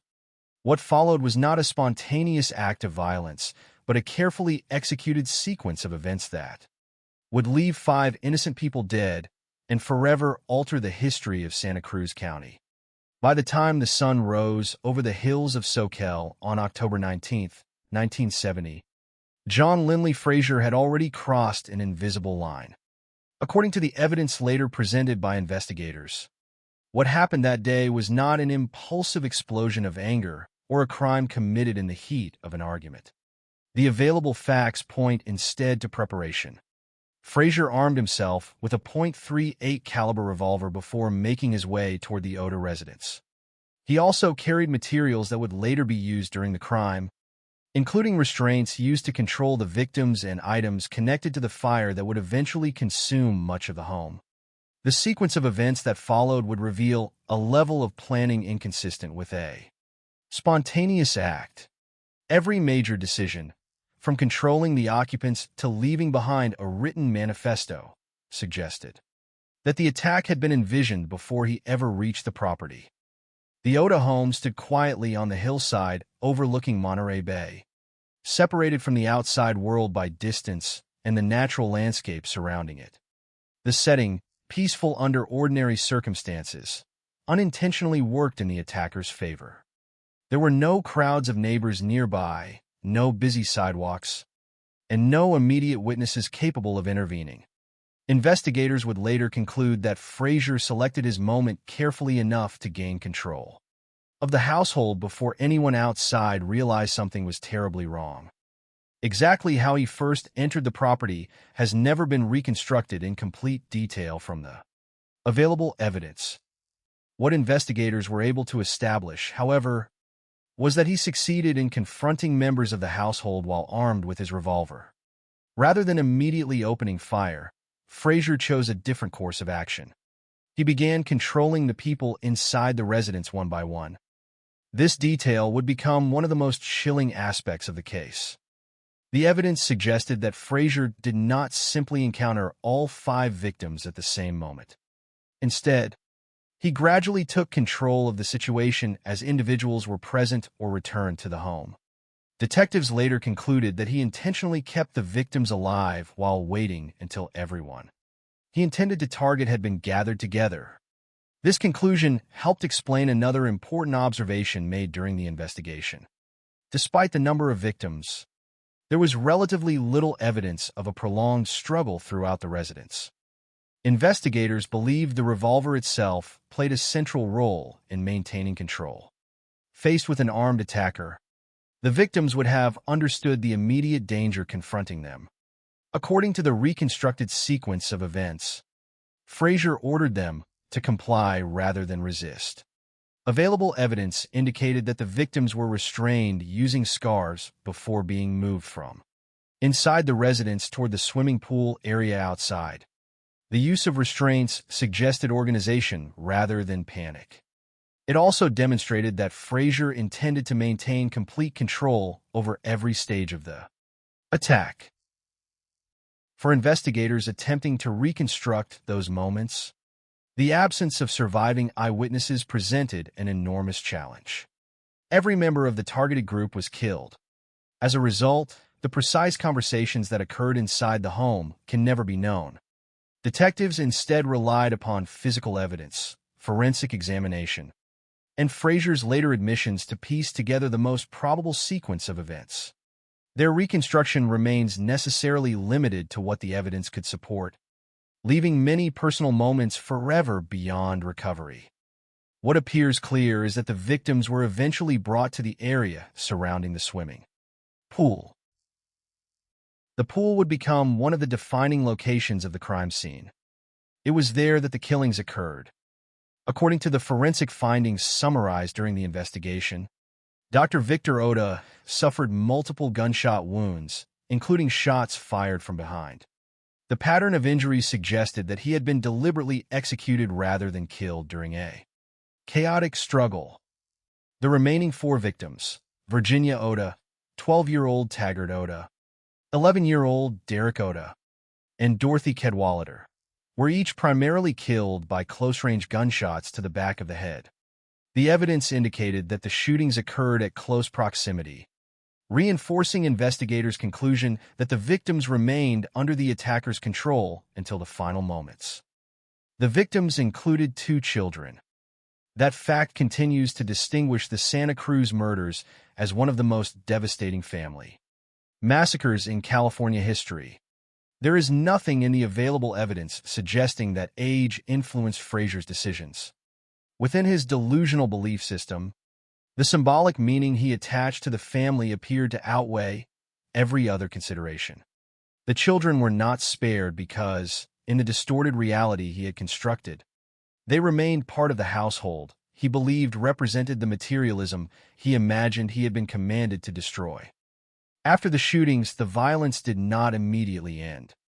Investigators determined that Frazier moved all 5 bodies into the swimming pool. The precise reason for doing so remains uncertain. The available evidence confirms that the bodies were relocated, but it does not conclusively establish his thinking at that moment. Detectives therefore avoided attributing a motive to this specific action beyond what the physical evidence demonstrated. Whether intended to delay discovery, fulfill a symbolic purpose known only to him, or simply organize the crime scene before setting the fire, the movement of the victims formed another deliberate step within the sequence of events. Only after the killings had been completed did Frazier turn his attention to communicating his message. Inside the residence stood Dr. Oda's typewriter. Rather than bringing a prepared document with him, Frazier used the family's own machine to produce a manifesto explaining the ideological beliefs that motivated the attack. The message declared that World War III had begun, warned that those who destroyed nature would face execution, and condemned materialism as a force that had corrupted humanity. For investigators, the manifesto became one of the strongest pieces of evidence demonstrating that robbery, revenge, or personal hatred had not motivated the crime. Instead, The document reflected the religious and ideological delusions that had gradually consumed Fraser's thinking during the months leading to October 1970. He then placed the typed manifesto on the family's Rolls-Royce. The location itself reflected the symbolic importance the vehicle held within his worldview. Throughout the investigation, detectives came to understand that the automobile represented far more than transportation in Fraser's mind. It had become another visible symbol of prosperity and therefore another object connected to the message he wished to leave behind. His efforts to shape the crime scene did not end there. Investigators determined that Fraser deliberately set fire to the Oda residence after the murders. The resulting blaze caused extensive damage, complicating the collection of physical evidence. Fires following homicides often suggest an attempt to destroy forensic traces, and detectives considered that possibility here as well. Whether intended primarily to conceal evidence, reinforce his apocalyptic message, or accomplish both objectives simultaneously, the arson formed another planned element of the attack rather than an impulsive decision made afterward. Before leaving the property, Fraser also used vehicles belonging to the victims to obstruct access to the residence. The action further delayed the immediate discovery of what had occurred inside. Finally, he departed the scene in Virginia Oda's station wagon. Investigators later discovered that he abandoned the vehicle inside a railroad tunnel and deliberately set it on fire. Like the burning residence, the destruction of the automobile appeared designed to eliminate evidence connecting him to the crime. Viewed together, these actions reveal a striking pattern. Every stage of the attack followed another in a logical sequence. Gain control of the victims. Keep them restrained. Carry out the executions. Move the bodies. Type the manifesto. Leave the written message. Set fire to the residence. Block access to the property. Escape using the victim's vehicle. Destroy that vehicle before disappearing. This progression strongly supported investigators' conclusion that the murders were the result of planning rather than sudden rage. Yet despite the destruction left behind, the crime scene also preserved the clues that would eventually lead detectives toward the man responsible. The manifesto revealed the ideological nature of the murders. Witnesses would soon recall seeing an armed, isolated man wandering the area before the killings. Burned vehicles, physical evidence that survived the fire, and reports from local residents would gradually narrow the investigation. John Linley Fraser believed he had completed a divine mission and erased the trail behind him. In reality, the hours following the massacre marked the beginning of a determined investigation that would identify and capture him only 4 days later. When the gunfire ended on October 19, 1970, the murders themselves were over, but John Linley Fraser's plan was not. According to the evidence later assembled by investigators, the killings were only one part of what he believed was a larger mission. He did not simply intend to take 5 lives and disappear into the hills surrounding Soquel. He wanted to leave behind an explanation, one that would transform the crime, at least in his own mind, from an act of murder into what he imagined to be a divine proclamation. Every step he took after the shootings reflected that objective. Rather than fleeing immediately, he remained at the property long enough to reshape the crime scene, communicate his beliefs, and attempt to destroy evidence before making his escape. One of the first actions investigators were able to establish occurred after the victims had already been killed. Fraser moved the bodies into the family's swimming pool. This detail has remained one of the more haunting aspects of the case, not because investigators could determine exactly why he did it, but because they could not. The available evidence confirms that the bodies were relocated after the shootings, yet it does not reveal his precise reasoning. Detectives therefore resisted attributing symbolic meaning where none could be supported by evidence. Whether the movement was intended to organize the scene, delay discovery, or simply reflected his own disturbed thinking remains uncertain. What is clear is that it was another deliberate act carried out after the victims were already dead. With no survivors to describe the final moments inside the home, Investigators relied almost entirely on physical evidence to reconstruct what happened next. They determined that Frazier entered the residence again after the killings. Instead of searching for valuables or collecting items he could later sell, he focused on something entirely different. He sat down at Dr. Victor Oda's typewriter and began preparing a written statement.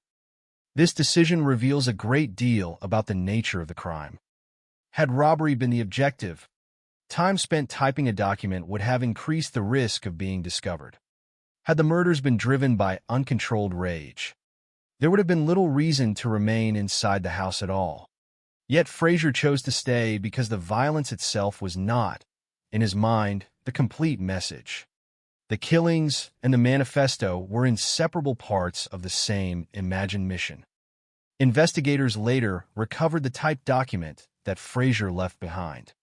Its contents reflected the beliefs that had gradually come to dominate his life during the months preceding the murders. According to the manifesto, World War III had already begun. The message declared that those who destroyed nature deserved execution, and that materialism had become one of humanity's greatest sins. Rather than expressing remorse or attempting to justify his actions in conventional legal terms, the document presented the murders as acts carried out in accordance with what Frazier believed to be divine authority. The language of the manifesto became one of the strongest pieces of evidence supporting the conclusions reached by psychiatrists and investigators alike. It demonstrated that Frazier's thinking extended far beyond ordinary anger or resentment. His words reflected an elaborate worldview in which environmental destruction, spiritual corruption, wealth, and divine judgment had become inseparably linked. Within that worldview, the Oda family no longer existed as individuals with names, professions, and children. They had become symbols representing ideas he believed needed to be eliminated. This distinction is essential when examining the case from a modern perspective. Throughout history, many people have expressed concern about environmental damage or criticized excessive materialism. Those beliefs, by themselves, are not unusual and certainly do not lead to murder. What made Frazier's thinking uniquely dangerous was not the existence of those opinions, but his conviction that God had personally authorized him to enforce them through lethal violence. His manifesto, therefore, served not as a political argument or philosophical essay, but as evidence of a profoundly distorted belief system that had erased the moral boundaries separating conviction from criminality. After completing the document, Frazier chose an equally deliberate place to leave it. Rather than abandoning the pages inside the house, he placed the manifesto on the family's Rolls-Royce. Investigators viewed this choice as significant because the vehicle itself occupied an important symbolic role within his worldview. During the investigation, detectives concluded that the automobile represented the prosperity and material success he believed had corrupted modern society.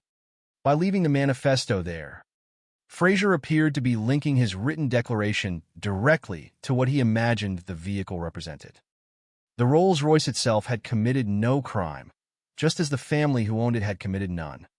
Yet within the distorted logic of Frazier's ideology, it had become evidence supporting his imagined mission.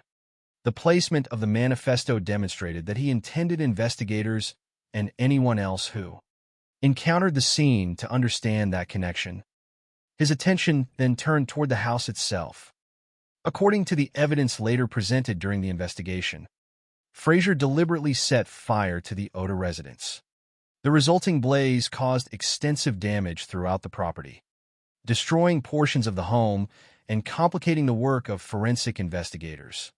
Fires following homicides frequently create additional challenges for law enforcement because they can destroy fingerprints, blood evidence, fibers, and countless other forms of physical proof. Whether Frazier fully understood the forensic consequences of his actions remains unknown, but the effect was unmistakable. Detectives arriving later would face a scene altered not only by violence but also by fire. The arson carried symbolic weight as well. Throughout his writings and statements, Frazier repeatedly portrayed himself as an instrument of divine judgment. Within many religious traditions, fire has historically been associated with purification or destruction. Investigators, however, remain careful not to attribute symbolic motives to the arson that could not be proven. The available evidence establishes that he intentionally ignited the residence. Beyond that fact, determining exactly how much symbolism he attached to the fire is impossible. What can be said with confidence is that burning the house fit the overall pattern of planning, visible throughout every stage of the crime. Before leaving the property, Frazier took additional steps that suggested he wanted to slow any immediate response. According to investigators, he used vehicles belonging to the victims to block access to the residence. This action may have delayed anyone attempting to approach the home after the fire began. Although the precise amount of time gained cannot be measured, the act demonstrated that his thinking remained organized even after the murders were complete. His escape was equally deliberate. Rather than leaving on foot, he departed in Virginia Otis station wagon.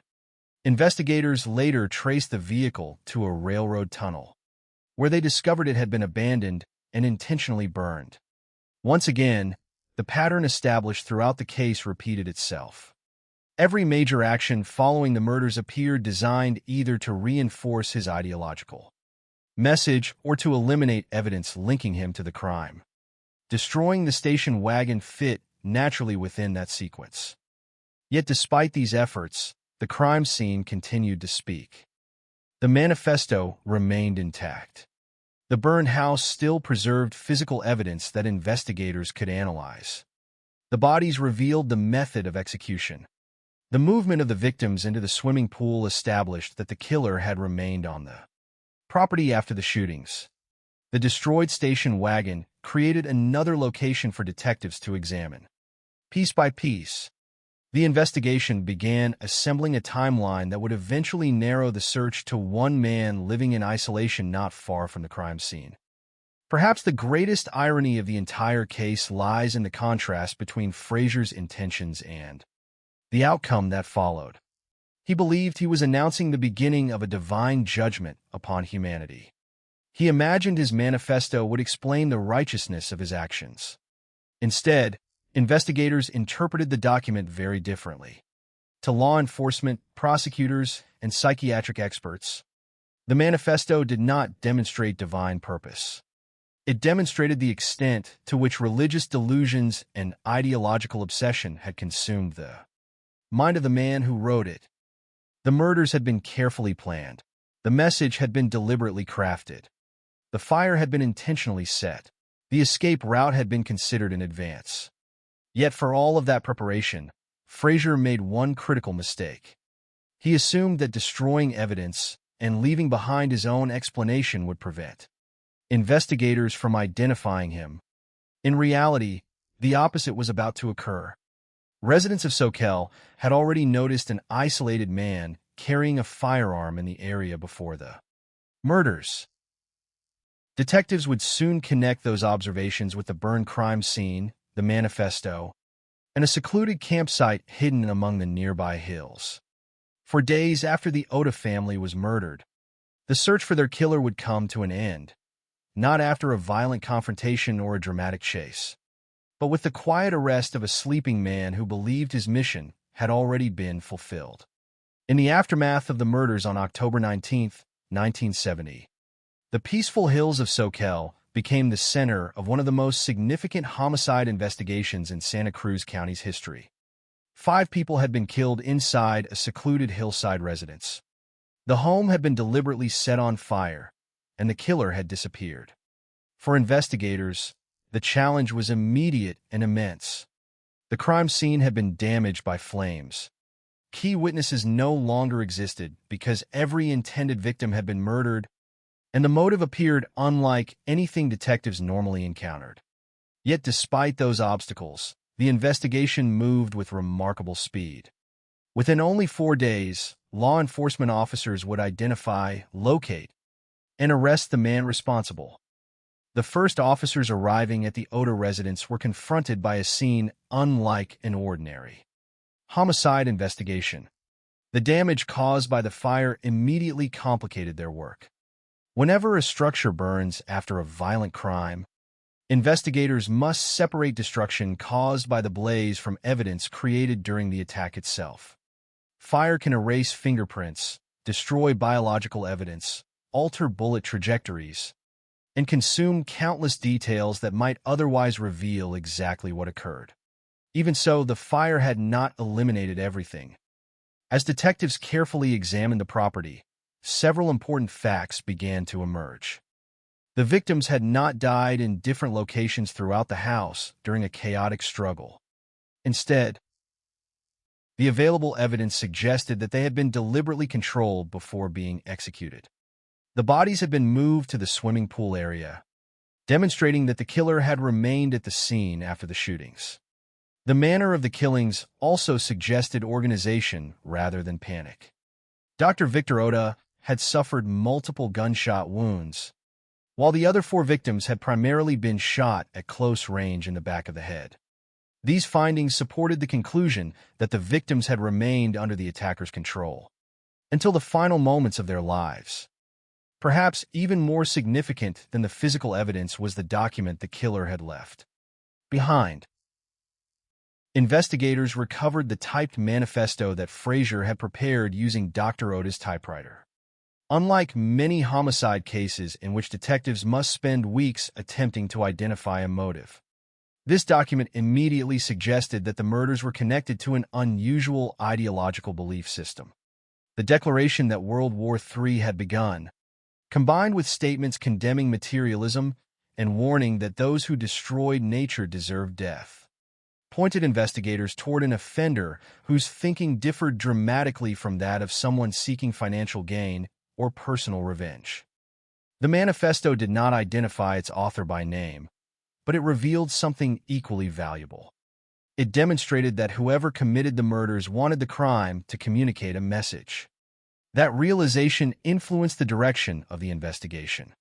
Detectives understood they were likely searching for someone known for extreme ideological or religious beliefs rather than someone involved in a hidden dispute with the victims.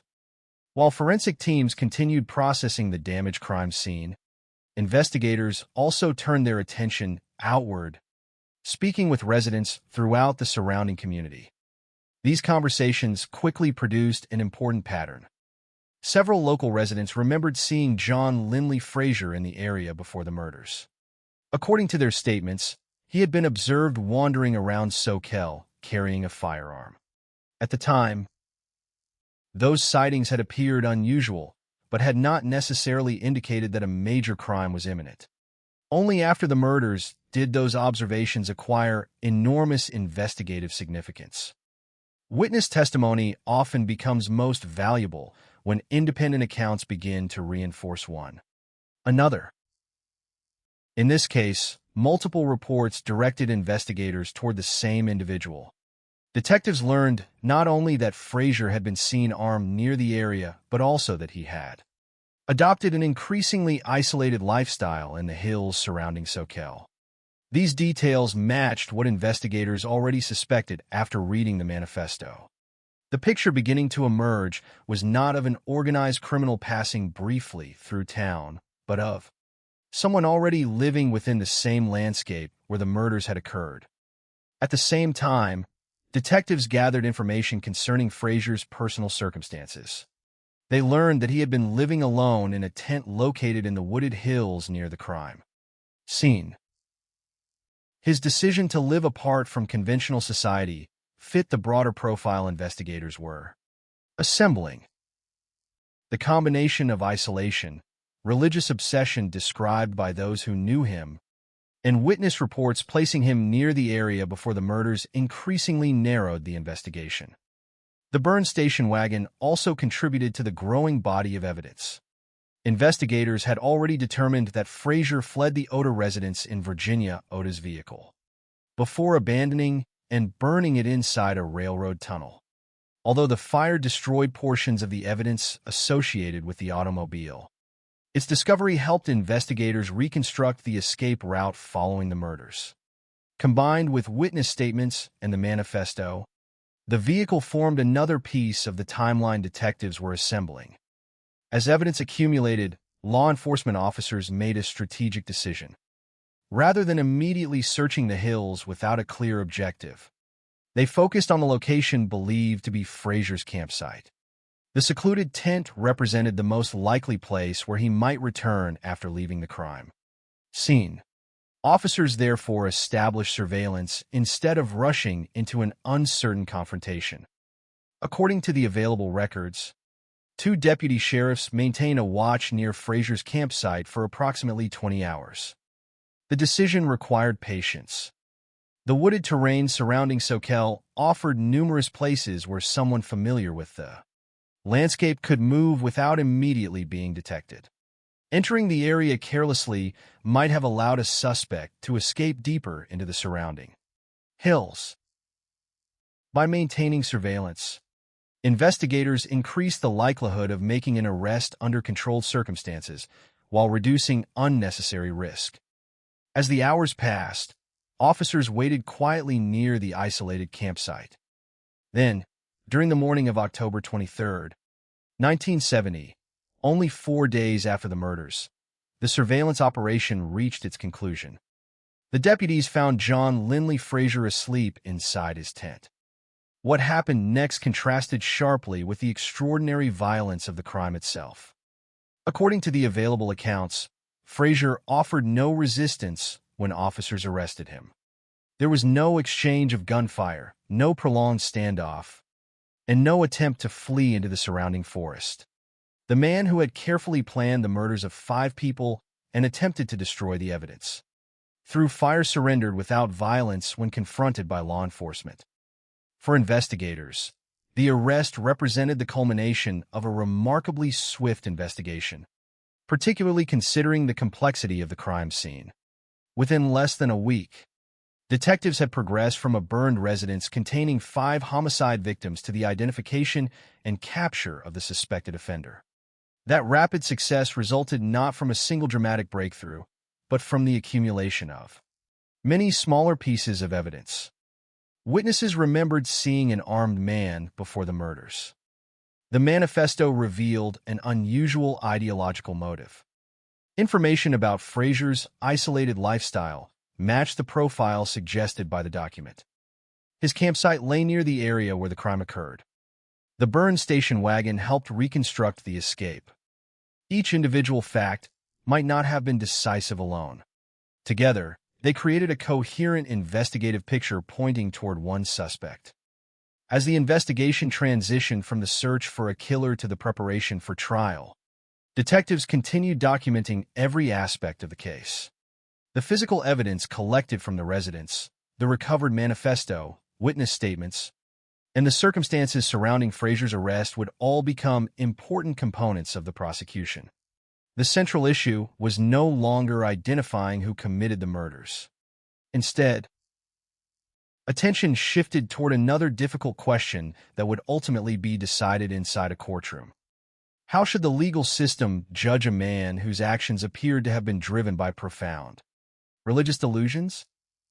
Defense attorneys would argue that John Lindley Fraser suffered from severe mental illness and should not be held fully responsible for his crimes.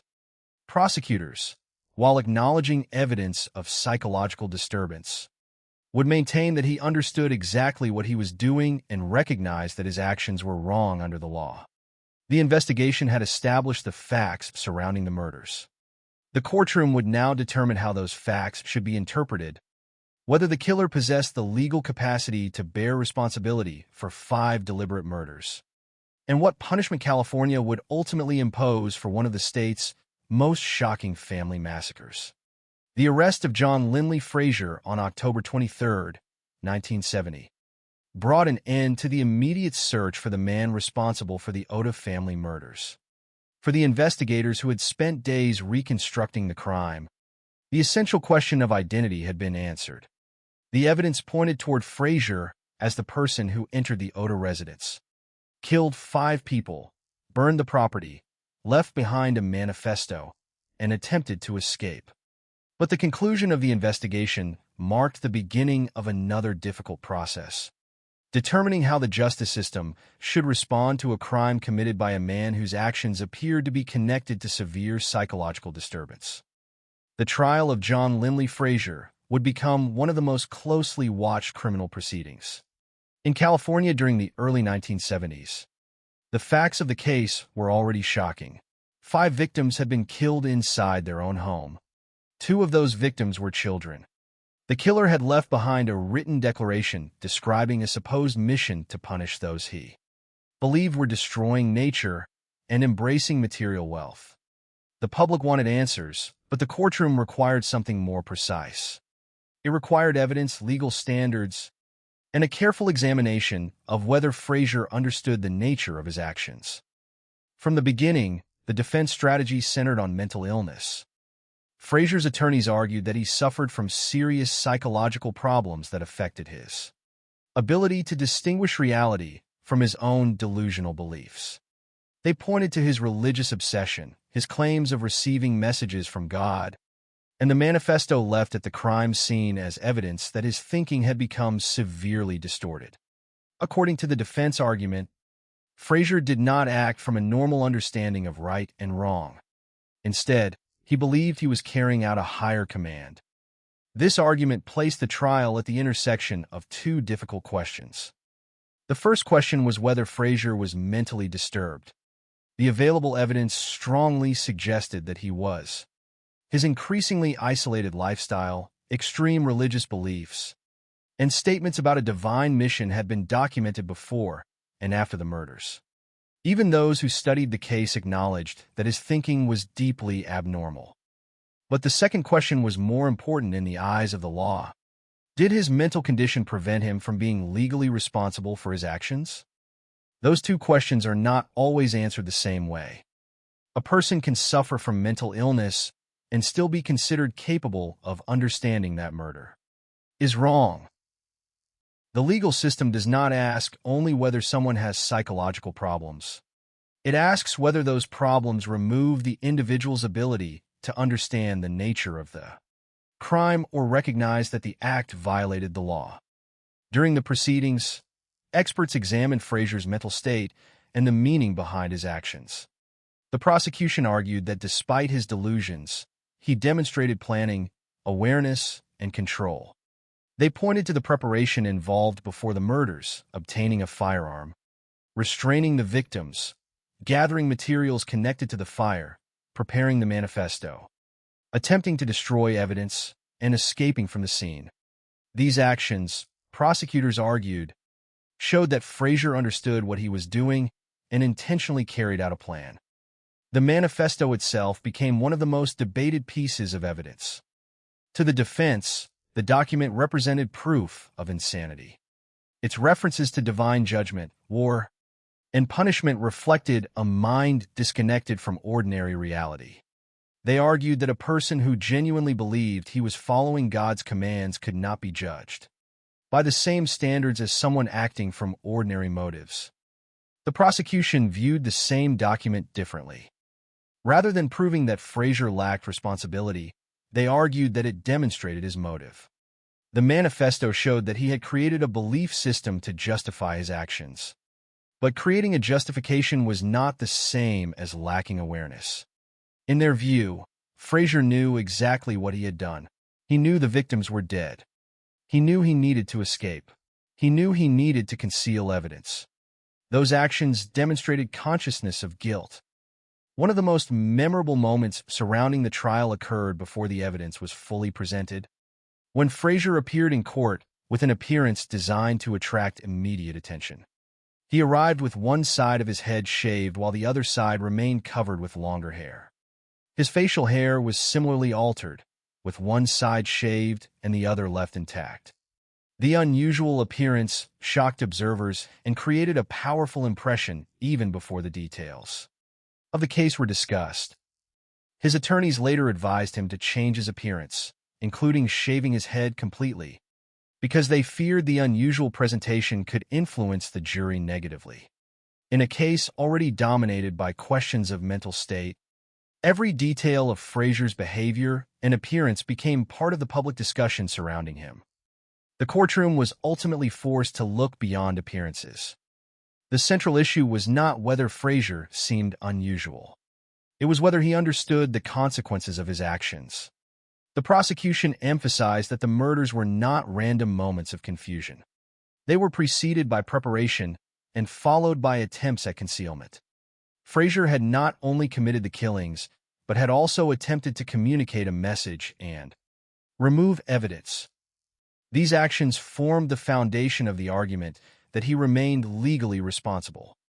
After hearing the evidence, the jury reached its conclusion. In November 1971, John Linley Frazier was convicted of 5 counts of first-degree murder. The verdict meant that the jury accepted the prosecution's argument that, despite his psychological problems and delusional beliefs, he was legally accountable for the deaths of Victor Oda, Virginia Oda, Taggart Oda, Derek Oda, and Dorothy Cadwallader. The sentence reflected the severity of the crime. Frazier was sentenced to death. At the time, California still allowed capital punishment, and the murders of 5 people, including 2 children, made the case one of the crimes for which prosecutors sought the harshest possible penalty. For many members of the community, the verdict represented a form of justice for a family whose lives had been destroyed without warning. The trial had confirmed what investigators believed from the beginning. The victims were not involved in any conflict with Frazier, and their deaths resulted from his own distorted beliefs rather than anything they had done. However, the legal landscape surrounding the death penalty in California was changing. In 1972, the California Supreme Court temporarily invalidated the state's death penalty system. As a result, many death sentences, including Frazier's, were changed to life imprisonment. The punishment originally imposed by the jury would never be carried out. Instead of facing execution, Frazier would spend the remainder of his life in prison. The change did not erase the impact of the crime. For the surviving members of the Oda family, the legal outcome could never restore what had been lost. The trial could determine responsibility and punishment, but it could not answer every emotional question left behind by the murders. Why had their family been selected? Why had their home become the scene of such violence? Why had a stranger decided that they represented something worth destroying? Those questions remained tied to the unique nature of the crime. John Linley Frazier had not killed because of a personal argument with the Odas. He had not acted because of a financial dispute or an emotional betrayal. He had selected them because they fit an image created inside his own mind. The courtroom could judge the actions, but it could never fully explain the belief system that produced them. The trial established an important legal conclusion. Mental disturbance did not remove Frazier's responsibility for the murders. His beliefs may have influenced his actions, but they did not prevent him from planning, carrying out, and attempting to conceal the crime. The verdict recognized both realities at once. John Linley Frazier was a man with severe psychological problems, and he was also a person who committed 5 deliberate acts of murder. With the trial complete and the sentence changed to life imprisonment, the case entered another chapter. The public attention surrounding the Santa Cruz murders would eventually fade, but the questions surrounding the crime remained. The Oda family became part of California's history not because of anything they had done, but because their lives were taken in an act of violence that exposed the devastating consequences of unchecked delusion. For John Linley Frazier, the courtroom had delivered its judgment. The remaining years of his life would be spent behind prison walls, where he would eventually face the final consequences of his actions in a very different way. After the conclusion of his trial and the conversion of his death sentence to life imprisonment, John Linley Frazier entered a new phase of existence. The courtroom proceedings had answered the legal questions surrounding the Santa Cruz murders, but they did not erase the questions that continued to surround the man himself. The public knew him as the person responsible for one of California's most shocking family massacres. While mental health experts, investigators, and legal professionals continued to examine the complicated relationship between delusion, responsibility, and violence, for the remainder of his life, Frazier would remain imprisoned, separated from the society he had claimed to be judging. The transition from condemned prisoner to life inmate reflected a broader change taking place in California's criminal justice system. When the jury sentenced Frazier to death in November 1971, capital punishment remained an available sentence for certain crimes. The murders of 5 people, including 2 children, placed the case among the most serious prosecuted in the state. However, in 1972, California's death penalty system was temporarily invalidated, and Frazier's sentence was changed from death to life imprisonment. The change in sentence did not represent a finding that the murders were less serious. It was the result of a legal decision affecting capital punishment itself. The conviction remained. The facts of the case remained. The responsibility established by the jury remained. John Linley Frazier would still spend the rest of his life in prison because of what he had done. Behind prison walls, the man who had once believed he was carrying out a divine mission became a long-term inmate rather than a public figure. The dramatic attention surrounding the trial eventually diminished, but the nature of his crimes ensured that his name remained associated with the Santa Cruz murders. Unlike some offenders whose crimes form part of a long series of attacks, Frazier's notoriety came from a single event, one day, one location, 5 victims, and a belief system that transformed ordinary people into imagined enemies. The distinction is important. Frazier was not responsible for a prolonged series of killings across multiple locations. He was not a serial offender in the traditional sense. The available evidence describes a single devastating episode in which he targeted the Oda family and Dorothy Cadwallader because of the symbolic meaning he had assigned to them. His crime belonged to the category of mass murder, a concentrated act of violence committed against multiple victims during one incident. Inside prison, the questions surrounding his mental state continued to follow him. The same issues that shaped the trial remained relevant throughout his incarceration. How could someone understand the consequences of murder while simultaneously believing he was acting on divine instruction? How could a person construct a worldview so disconnected from reality that innocent people became acceptable targets? These questions do not have simple answers. The evidence presented during the trial established that Frazier experienced severe psychological disturbance. His religious beliefs had become intertwined with delusions of personal importance and divine authority. He believed that he had been given a role in confronting what he viewed as humanity's corruption. Yet the jury determined that these beliefs did not remove his legal responsibility.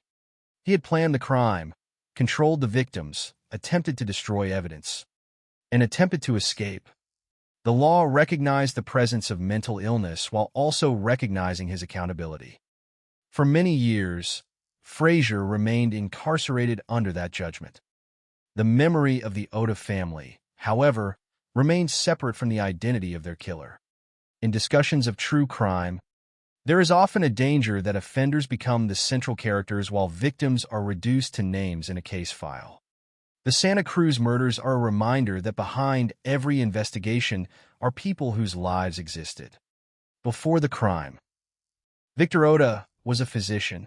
Virginia Oda was a mother and wife. Taggart and Derek Oda were children. Dorothy Cadwallader was a trusted employee and member of the community. Their lives were defined not by the circumstances of their deaths, but by the years they lived before that tragic day. For the surviving members of the Oda family, the consequences of the murders continued long after the trial ended. The legal system could identify the person responsible and determine a sentence, but it could not undo the loss. No verdict could restore the family members who had been taken away.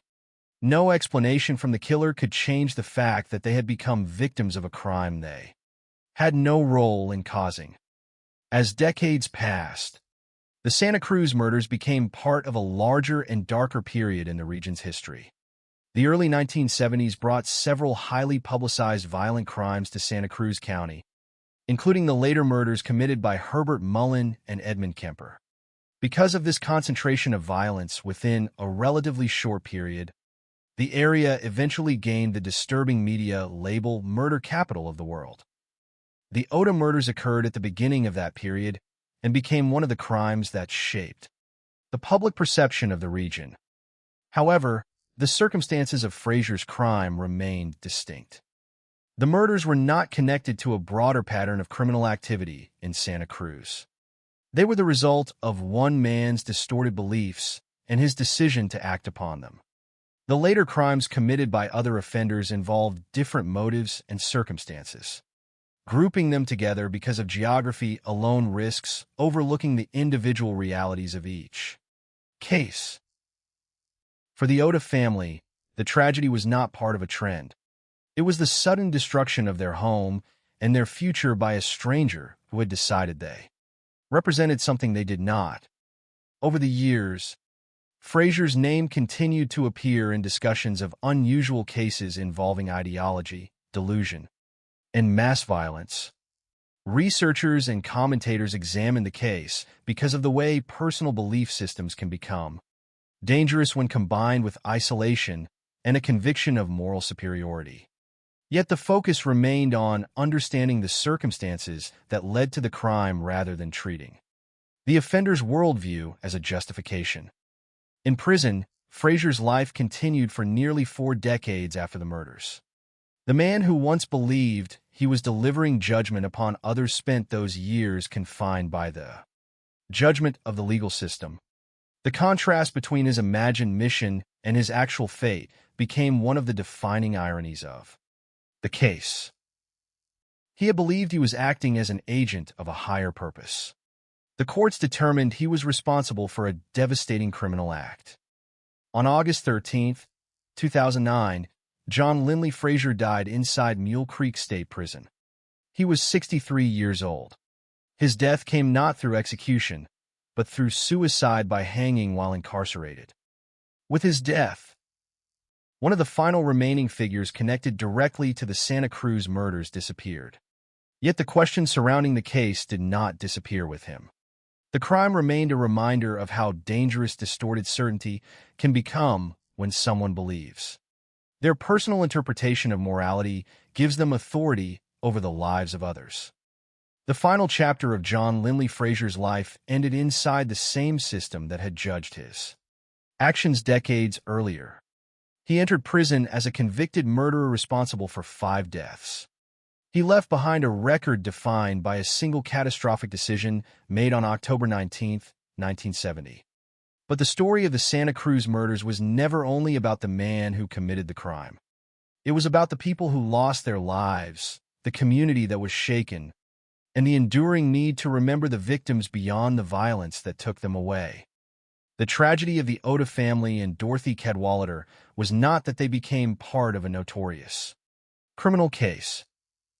Their tragedy was that their ordinary lives were interrupted by someone else's extraordinary delusion.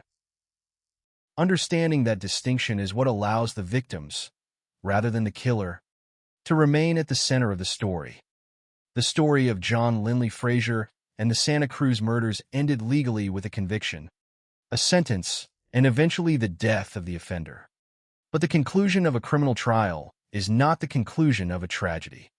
For the people who lost loved ones on October 19, 1970, the consequences did not end when the courtroom doors closed. The investigation could determine what happened. The jury could determine responsibility. The prison system could impose punishment. Yet none of those outcomes could restore the lives that had been taken from the Oda home on that day. The true measure of the tragedy lies not only in understanding the person who committed the crime, but also in remembering those who became victims of it. Dr. Victor Oda was a respected ophthalmologist whose life was built around his profession, his family, and his place within the Santa Cruz community. There is no evidence that he had any connection to John Lindley Frazier before the attack. He was not targeted because of a personal conflict or because of something he had done. Instead, he became a victim because Frazier transformed him into a symbol within a private world of distorted beliefs. The same was true for Virginia Oda. She was not simply part of the household that Frazier entered.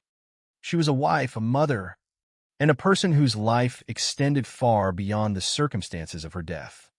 The crime destroyed a family structure that had existed long before the killer arrived at their home. The violence was not the result of anything the victims had done. It was imposed upon them by someone who had decided they represented an idea he wanted to attack. The deaths of Taggart and Derek Oda remain among the most painful elements of the case. They were children 11 and 12 years old, whose lives had barely begun. Their inclusion among the victims demonstrated the complete separation between Frazier's imagined mission and the reality of the people he harmed. Within his delusional framework, the family had become an abstract representation of wealth and materialism. But in reality, they were parents and children sharing a home, living ordinary lives before becoming victims of an extraordinary act of violence. Dorothy Cadwallader, the family's secretary, was also killed that day. Her death further demonstrated the indiscriminate nature of Frazier's actions. She was not a member of the Oda family, yet she became another person caught within the situation created by his beliefs. Like the others, she was not selected because of anything she had done. She was present, and in Frazier's distorted thinking, that was enough to make her a target. The absence of a personal motive remains one of the most disturbing aspects of the case. Investigators found no evidence that the victims had wronged Frazier, threatened him, or even knew him. Their deaths were not the result of an argument that escalated or a relationship that collapsed. Instead, they were selected because Frazier believed their lifestyle represented something he opposed. The tragedy was therefore not only the violence itself, but the complete disconnect between the victim's reality and the meaning imposed upon them by their killer. This aspect of the case has continued to attract attention because it illustrates the danger of dehumanization. When people are viewed as individuals, their lives have complexity. They have families, memories, relationships, and personal histories. But when they are reduced to symbols, it becomes easier for someone with a distorted worldview to justify harming them. Frazier did not know the private realities of the people inside the Oda home. He did not understand their personal values or their character. Instead, he created a simplified image of them and acted against that image. The Santa Cruz murders also became part of a broader conversation about mental illness and criminal responsibility. The case demonstrated that severe psychological disturbance can exist alongside deliberate planning. Frazier's beliefs were deeply abnormal, and experts recognized significant mental issues. Yet the trial established that those issues did not remove his legal responsibility. He understood enough about his actions to plan the crime, attempt to escape, and attempt to conceal evidence afterward. This distinction remains important. Mental illness is not synonymous with violence, and most people experiencing psychological problems are not dangerous. The overwhelming majority of individuals with mental health conditions do not commit violent crimes. The Frazier case is significant not because it represents mental illness generally, but because it shows a specific and rare situation in which delusions, isolation, and a belief in personal authority combined with catastrophic consequences. The case also left a lasting mark on Santa Cruz County. The early 1970s became a period of fear and uncertainty for the region. The Oda murders were followed by other highly publicized crimes involving Herbert Mullen and Edmund Kemper, leading the media to label Santa Cruz the murder capital of the world. Although this phrase was a dramatic description created by the press, it reflected the genuine anxiety experienced by residents during that period. For the community, these crimes challenged the assumption that familiar places were always safe. The Oda residence had been a family home, a private space where people expected security. The fact that such violence could occur there created a sense of vulnerability that extended beyond the immediate victims. It affected neighbors, investigators, and residents who struggled to understand how such a tragedy could happen in their community. Yet over time, the most important responsibility became preserving the memory of those who died rather than allowing the killer's name to dominate the story. True crime narratives often focus heavily on offenders because their actions raise questions that seem difficult to answer. What caused them to act? What thoughts existed inside their minds? How did they reach the point of committing such crimes? Those questions are important for understanding and prevention, but they must never overshadow the people whose lives were taken. The Oda family and Dorothy Cadwallader deserve to be remembered as people, not simply as victims in a historical case file. They had identities beyond the crime. They had relationships beyond the investigation. They had futures that ended because of a decision made by someone else. The tragedy of October 19th, 1970, was not that a notorious killer gained a place in criminal history. The tragedy was that 5 innocent people lost everything because of one man's distorted interpretation of the world. John Linley Frazier spent the final decades of his life in prison. He died there in 2009, bringing an end to the life of the person responsible for the murders. But his death did not provide the final meaning of the case. The meaning lies in what can be learned from it. The Santa Cruz murders demonstrate how dangerous it can become when isolation replaces connection, when certainty replaces self-reflection, and when a person convinces himself that his own beliefs give him authority over others. They show the importance of recognizing warning signs, addressing severe psychological distress, and understanding the difference between holding strong beliefs and acting upon dangerous delusions. Above all, the case reminds us that behind every headline are real people. Victor Oda, Virginia Oda, Taggart Oda, Derek Oda, and Dorothy Cadwallader were not symbols. They were not examples in someone else's argument.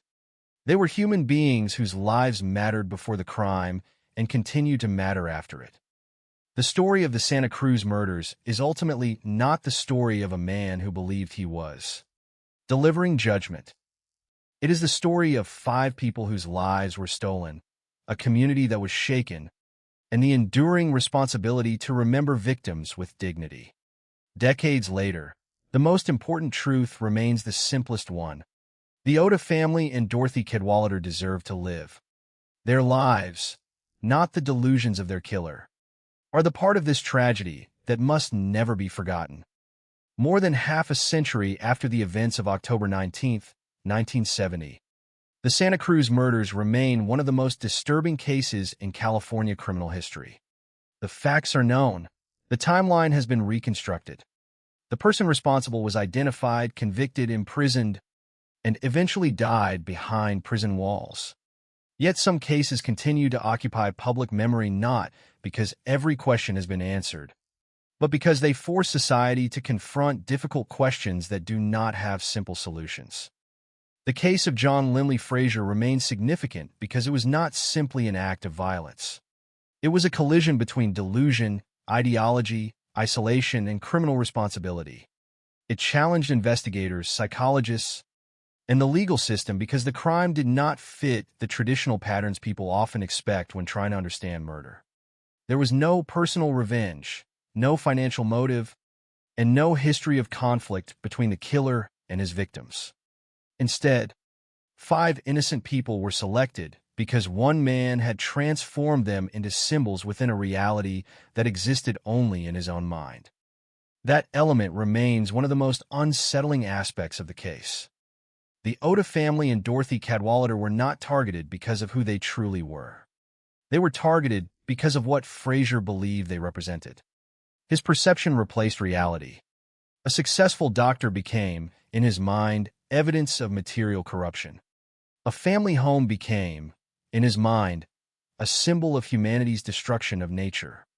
A luxury vehicle became, in his mind, proof of moral failure. The victims were stripped of their individuality by a belief system that allowed him to justify an unforgivable act. This process of turning people into symbols is one of the most dangerous patterns found in many acts of extreme violence. When individuals stop seeing others as human beings with their own lives, emotions, and experiences, it becomes easier for them to rationalize harm. In Frazier's case, this transformation was central to his reasoning. The Odas were not enemies in any real sense. They were strangers who became targets because they fit an imagined category he had created. The investigation and trial also contributed to broader discussions about the relationship between mental illness and criminal behavior. The Frazier case is often remembered because of the apparent contradiction at its center. On one hand, evidence showed that he held deeply disturbing beliefs. He claimed a religious mission and believed he was carrying out a form of divine judgment. His writings reflected a worldview far removed from ordinary understanding. On the other hand, his actions showed planning and awareness. He selected a target, prepared weapons and restraints, controlled the victims, attempted to destroy evidence, and attempted to escape. The legal system was therefore faced with a difficult distinction. Was Frazier mentally disturbed? And was he legally responsible? The court's answer was that both could be true. The jury did not deny that Frazier had serious psychological problems. Instead, it determined that those problems did not prevent him from understanding the nature of his actions or recognizing that murder was wrong. His beliefs may have influenced his decisions, but they did not remove his accountability. This conclusion became an important part of the case's historical significance because it reflected the complex way courts evaluate mental illness in criminal proceedings. The Santa Cruz murders also became connected to a particularly dark period in the region's history. In the years following the Ota killings, Santa Cruz County experienced additional highly publicized crimes, including the murders committed by Herbert Mullen and Edmund Kemper. The concentration of these cases within a relatively short period led newspapers to describe Santa Cruz with the frightening label "murder capital of the world." The phrase attracted national attention and shaped how outsiders viewed the community. However, the label also simplified a more complicated reality. Santa Cruz was not defined only by the crimes committed there.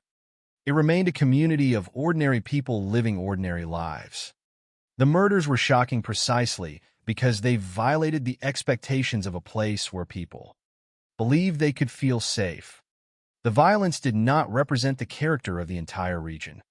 Instead, it represented a series of separate tragedies that happened to occur in the same geographical area. For investigators involved in the Ota case, the successful arrest of Frazier demonstrated the importance of careful evidence collection and cooperation between law enforcement and the community. The investigation moved quickly because individual pieces of information came together. Residents remembered seeing an armed man in the area. Investigators recognized the significance of the manifesto. They connected Frazier's isolated lifestyle with the evidence from the crime scene. None of these details alone solved the case, but together they created a path toward the suspect. The case also remains an example of how criminals may attempt to control the narrative surrounding their actions. Frazier did not leave behind a confession expressing guilt or regret. Instead, he left behind a manifesto designed to explain his actions according to his own beliefs. He wanted the world to view the murders through the lens he had created. But the legal system and investigators rejected that interpretation. They did not accept his explanation as justification. They viewed the document as evidence of his motive and his distorted thinking. This distinction remains crucial. Understanding why a crime happens does not mean accepting the reasoning of the person who committed it. Studying the thoughts and circumstances behind violence is necessary for prevention and accountability. But explanation is not the same as excuse. The suffering experienced by the victims and their loved ones cannot be erased by understanding the offender's mindset. The final years of John Linley Frazier's life passed largely away from public attention. After decades in prison, he died by suicide in 2009 at Mule Creek State Prison. His death closed the life of the person responsible for the murders, but it did not close the story itself. The impact of the crime remained with those who remembered the victims and with a community that had been forced to confront an unimaginable act of violence. In the end, the most lasting legacy of the Santa Cruz murders is not the mythology surrounding the killer. It is the reminder that victims must remain at the center of any discussion. True crime stories often risk becoming focused on the offender, their personality, their motives, their unusual beliefs, and the circumstances that led them to commit violence. Those details are important for understanding criminal behavior, but they should never replace the identities of the people who were harmed. Victor Oda was a doctor who contributed to his community. Virginia Oda was a wife and mother. Taggart and Derek Oda were young boys with lives ahead of them. Dorothy Cadwallader was a trusted member of the household and community. Their stories existed before October 19, 1970, and they deserve to exist beyond the circumstances of their deaths.